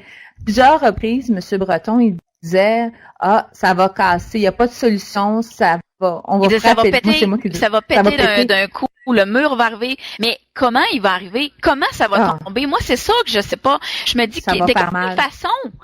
Oui, ça va faire mal, mais comment? Je veux dire, c'est comment qu'il va arriver le mur? De quelle façon on va se rendre compte que là, on peut plus continuer, on peut plus payer? Parce que ce que M. Breton dit, c'est que ça n'a pas de sens. Ça veut dire que quelqu'un pour avoir ça, pour avoir un travailleur qui est dans le secteur privé, pour avoir la même chose, donc le meilleur fonds de retraite, que quelqu'un dans le secteur public, il faudrait qu'il mette 2 millions pendant le temps qu'il travaille, 2 millions d'accumuler pour avoir la même chose. Mais tu sais quoi, pourquoi qu'il peut pas le mettre? Il peut pas mettre son 2 millions. Parce que lui, il travaille pour justement payer la retraite des gens qui travaillent pour le gouvernement. Puis regarde, l'aberrance, c'est que même on entend des idées qui sont effrayantes. Je l'entends aux États-Unis. J'ai eu écho qu'au Québec, on pensait de faire ça.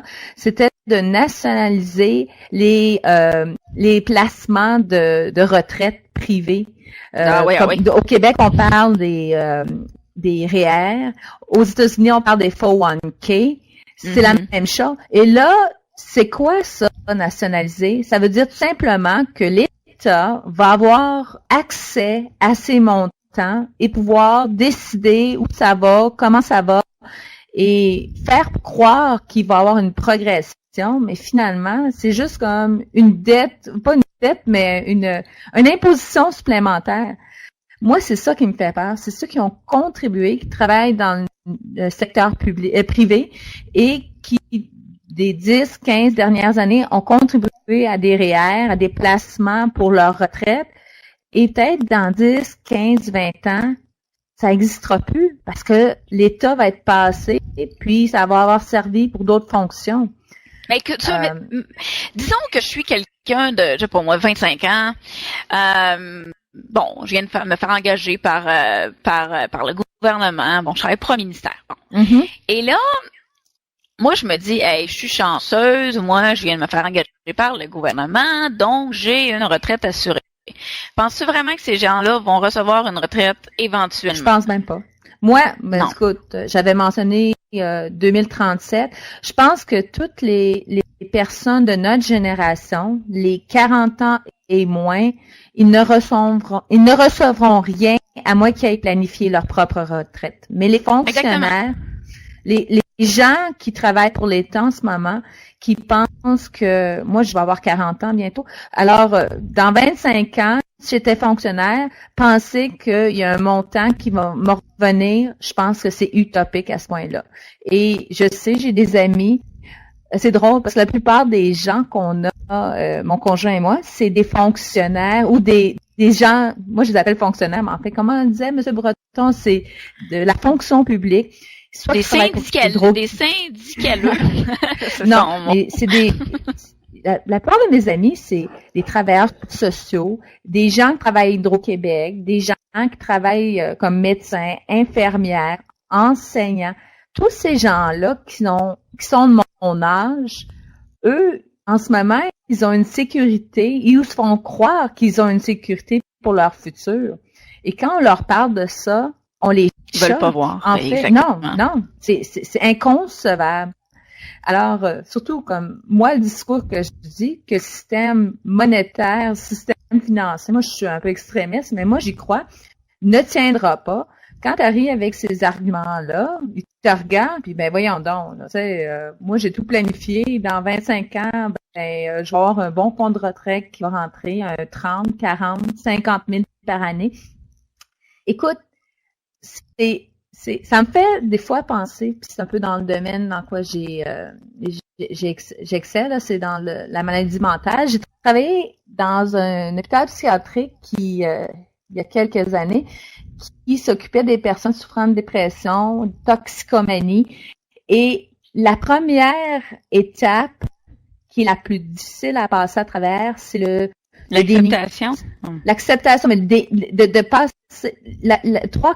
90% des gens, le fait qu'ils ne peuvent pas sortir de leurs problèmes ou de pas voir un futur positif, c'est qu'ils sont dans le déni. Il n'y a pas moyen de voir d'autre chose que la réalité qui est là. Ouais, ben c'est parce qu'à un certain moment donné, quand tu le sais puis quand tu l'acceptes, donc cette réalité-là, t'as pas le choix de faire des changements, mais c'est pas tout le monde qui veut faire des changements. C'est difficile de changer. Ça voudrait dire pour un fonctionnaire de se retourner de bord, dire écoute, moi j'y crois pas, donc de mon plein gré, je vais être obligé de prévoir, de planifier mon avenir, de m'ouvrir un compte, mettre de l'argent, des sous de côté. Mais le problème, c'est que ce qu'on a vu dans les pays qui sont plus socialistes, comme on a vu en France un peu, comme on a vu à Chypre, c'est qu'on dirait que ceux qui sont toujours ciblés comme étant, je dirais, une nouvelle taxe. Là, on va aller chercher une nouvelle taxe. C'est toujours les gens qui ont planifié leur avenir. Donc, à Chypre, ceux qui avaient des bons montants en banque, on a dit, bon, mais vous, on va aller vous en chercher un peu. En France, on avait vu un truc qui ressemblait à ça. C'était... L'imposition de 75% après, je pense... Qui payaient cash leur maison, je crois. Ah oui, ça, c'est la semaine passée, mais avant ça, c'est l'histoire... après un certain montant d'argent acquis, tu étais taxé à 75%. Alors une personne, là j'ai pas le chiffre exact et mes amis français pourraient peut-être m'informer, mais je dis ça de façon comme ça, mais après 500 000 $, ben tout ce qui rentre après est taxé à 75. C'était une politique semblable à ça. J'ai pas le chiffre exact, mais vois-tu, qu'est-ce que ça pousse? De un, ça pousse le nivellage vers le bas. On encourage les gens à ne pas performer. C'est très néfaste pour une société. Et de deux, ben, on pénalise ceux qui réussissent. Et souvent, ceux qui réussissent, je parle pas des corporations qui, elles, souvent s'en sortent avec des spécialistes qui trouvent des paradis fiscaux, quoi que ça. Moi, je parle de l'individu qui réussit, qui gagne peut-être 300, 400, 500 000. Ben, ça peut être des professionnels, des médecins, des chirurgiens. Je veux dire, c'est pas juste des grosses corporations. On regarde toujours ça, les vieux riches, là, ceux qui ont, tu sais, mais ça peut être des gens là qui sauvent des vies, là, ça peut être des chirurgiens chirurgiens, tout ça, qui gagnent un certain montant, eux vont toujours être pénalisés d'un certain côté, surtout s'ils sont capables de se mettre de l'argent de côté. Donc, si toi, tu dis, bon, je vais pas avoir la grosse cabane, je vais pas avoir la grosse voiture, ce que je vais faire, c'est que je vais mettre un peu d'argent à chaque mois de côté pour mes vieux jours, et là, éventuellement, pouf, la machine pète. On dit, bon, écoutez, tous ceux qui ont ramassé un peu d'argent, faudrait peut-être aider ceux qui l'ont pas fait, hein? Vous avez été chanceux, parce que c'est toujours la chance, hein? Donc, vous avez été chanceux, donc on va aller vous en piger un petit peu, puis on va redistribuer vos avoirs à ceux qui, eux, n'ont pas fait ça, parce qu'ils n'ont pas les capacités de faire, de planifier pour leur avenir. C'est ce qu'on nous dit toujours, puis on finit tout... je sais que c'est pas vrai, là. C'est la mentalité. Moi, j'essaie de comprendre cette mentalité-là, mais c'est la mentalité que je vois. C'est-à-dire que ceux qui sont riches, c'est totalement de la chance, OK? Ils ont juste été chanceux. Ils sont nés de parents riches. C'est une autre histoire. Ils sont nés de parents riches. Ils ont rien fait dans la vie, mais ils sont nés de parents riches. Et là, eux, on essaie d'aller leur chercher ce qu'ils ont accumulé, mais pas ils ont accumulé comme tout le monde devrait le faire un petit peu. La responsabilité individuelle, comme on me disait. L'émission est déjà terminée.